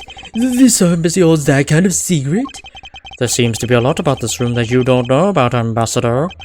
I guess it's time to pay the bill for letting Manny do so much work for me. Please, I really want to know about the real Manny and what you know about this room. What are you waiting for, Mr. Edgeworth? Let's get to the bottom of this. Agreed. And my first thought is that it's likely the killer used the revolving fireplace. It looks just like another fireplace, though, doesn't it? So, how do you turn it again? In Alabas, I had to push where the X was on the far wall of the fireplace. Oh, I see an X back there, sir. Let's see what happens when I push it. You scared me, sir. There's something about this fireplace that lies in contradiction to the facts. Huh? Well, you found an X where you thought there'd be one, right? We did, but that's not what I was referring to. Something is missing from this scene. What does this contradiction mean for us? I won't rest until I've inspected every suspicious looking in Granny. All I see is the inside of the fireplace is studded wood. Huh? That's odd. Doesn't seem to match up with what Mr. Polino said earlier. What is the meaning of this contradiction? Oops, no.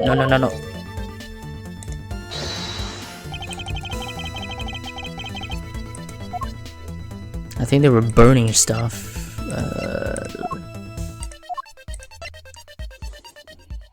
Yeah. Ambassador Polino, you said that you burned some old files in this fireplace today, correct? Yes, I burned quite a few files this morning, actually. And after you did, you forgot to clean out the ashes from the fireplace, correct? That's right. But why are you asking? And why are you making such a scary face? I'm sorry, I admit I'm a bit intimidating when I'm serious. In any case, take a good look at this fireplace and tell me what you find out about it.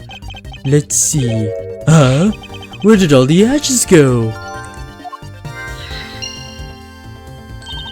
What is the meaning of this, Mr. Edgeworth? You don't really You don't really think that Ambassador Polino is lying, do you? No, there's no reason for him to lie. And I don't believe his testimony is wrong either. It is the fireplace that is causing the contradiction.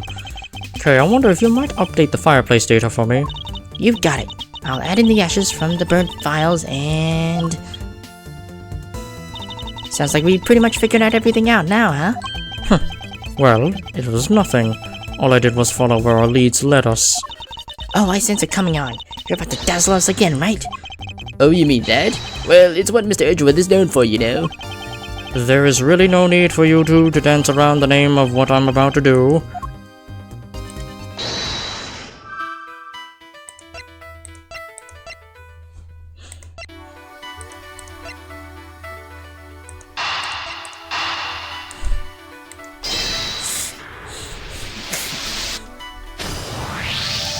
The reason as to why the ashes are missing is simple.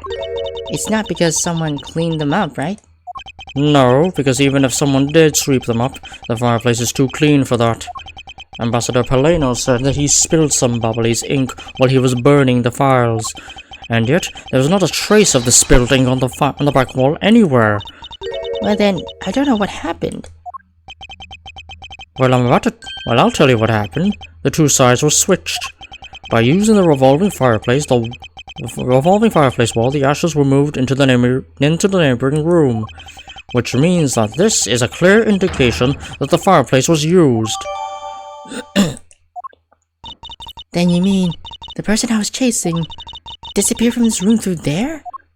Yes, I believe the person you were in pursuit of is Mr. Cochin's killer, and after committing the murder, escaped through the fireplace. Wow, Mr. Edgeworth, you figured out the killer's escape route. I have, but this is only the beginning. Now we have to chase the killer down. Renovations.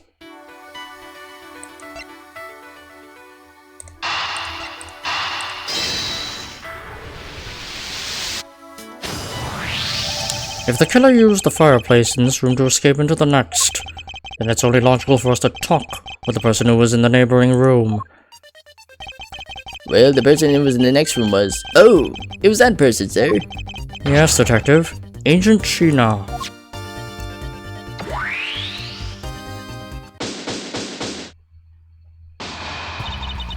It's looking more and more like Miss Sheena is the killer, isn't it? Let's not jump into conclusions yet. We need to go through what we know so far. She came running straight into this room from the next one and instantly accused you. Furthermore, she claimed that it could only have been you that killed Mr. Cochin. I don't have any proof yet.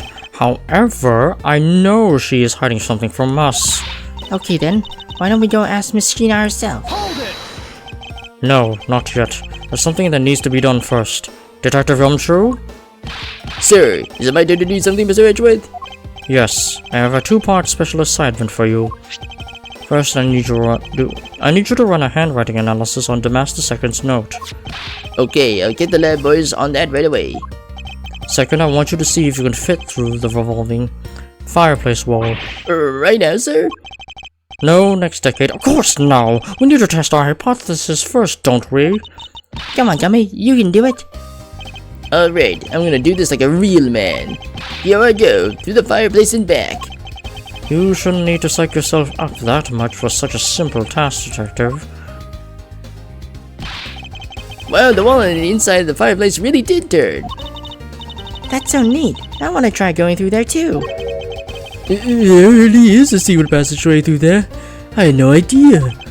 It would appear that the ashes really was pushed into the other room. Furthermore, the Bobbley's ink you spilled, Ambassador, is there on the back wall.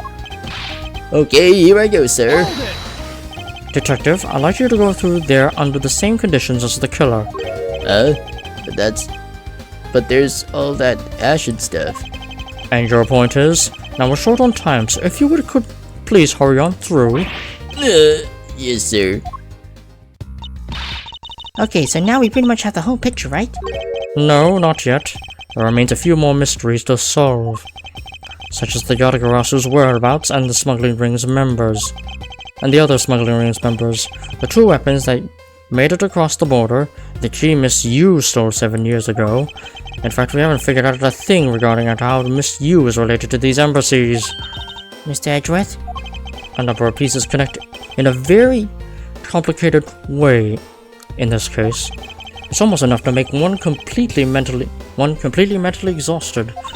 What are you saying, Mr. Edgeworth? I thought you were the one who said that it's easy if you follow the leads. Was that supposed to be an impression of me, Kay? If it's info gathering you need, Gummy and I can help with that. Then all you have to do is show off your fancy smancy logical deductions. Show off? Does it seem like I'm being boastful when I do that? Let's not overcomplicate matters, okay, Mr. Edgeworth?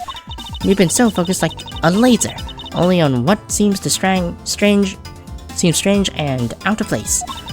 It's no wonder nothing's clicked, and we haven't unlocked anything yet. But if we think things through calmly, the answer should come to us. Okay. That's the sort of thing I say to myself when I'm practicing how to unlock padlocks, you know? That is something that I hope practice doesn't make perfect for your sake. Hahaha, yay! Looks like you're back to your straight-laced self again. Hey, Mr. Edgeworth, I'm back, sir. Yes, I can see that. Good work, Detective. Looks like you can use that fireplace like a door, sir. Are you alright, Gummy? I'm okay, it's just a bit of ash and dust, that's all. Your jacket has gone quite filthy. I see the hem has practically turned black. Yeah, well, it was a bit of an unburned, quite a bit of unburned ink on it, sir. I see. Thank you, Detective. You did a fine job. I'll even pay the cleaning bill for the trench coat. What? Oh no, sir, I could never. This is just my old coat, sir. If it was a coat I actually cared about, then I'd get it cleaned, but, you know. I see. Very well then, as you wish. So because Gummy was able to climb through the fireplace, we know it can be used, right? Yes, but that's not all we learned. We actually learned one other important fact. And that is? I will have to explain it to you later. Right now we need to deal with the handwriting analysis. Detective Gumshoe? Yes, sir. I'll be back before you know it. The handwriting analysis on Mr. Cochin's handwriting will take a bit of time. Let us go and wait in the Theatrum Neutralis, along with Agent Lang and Agent Shi-Na.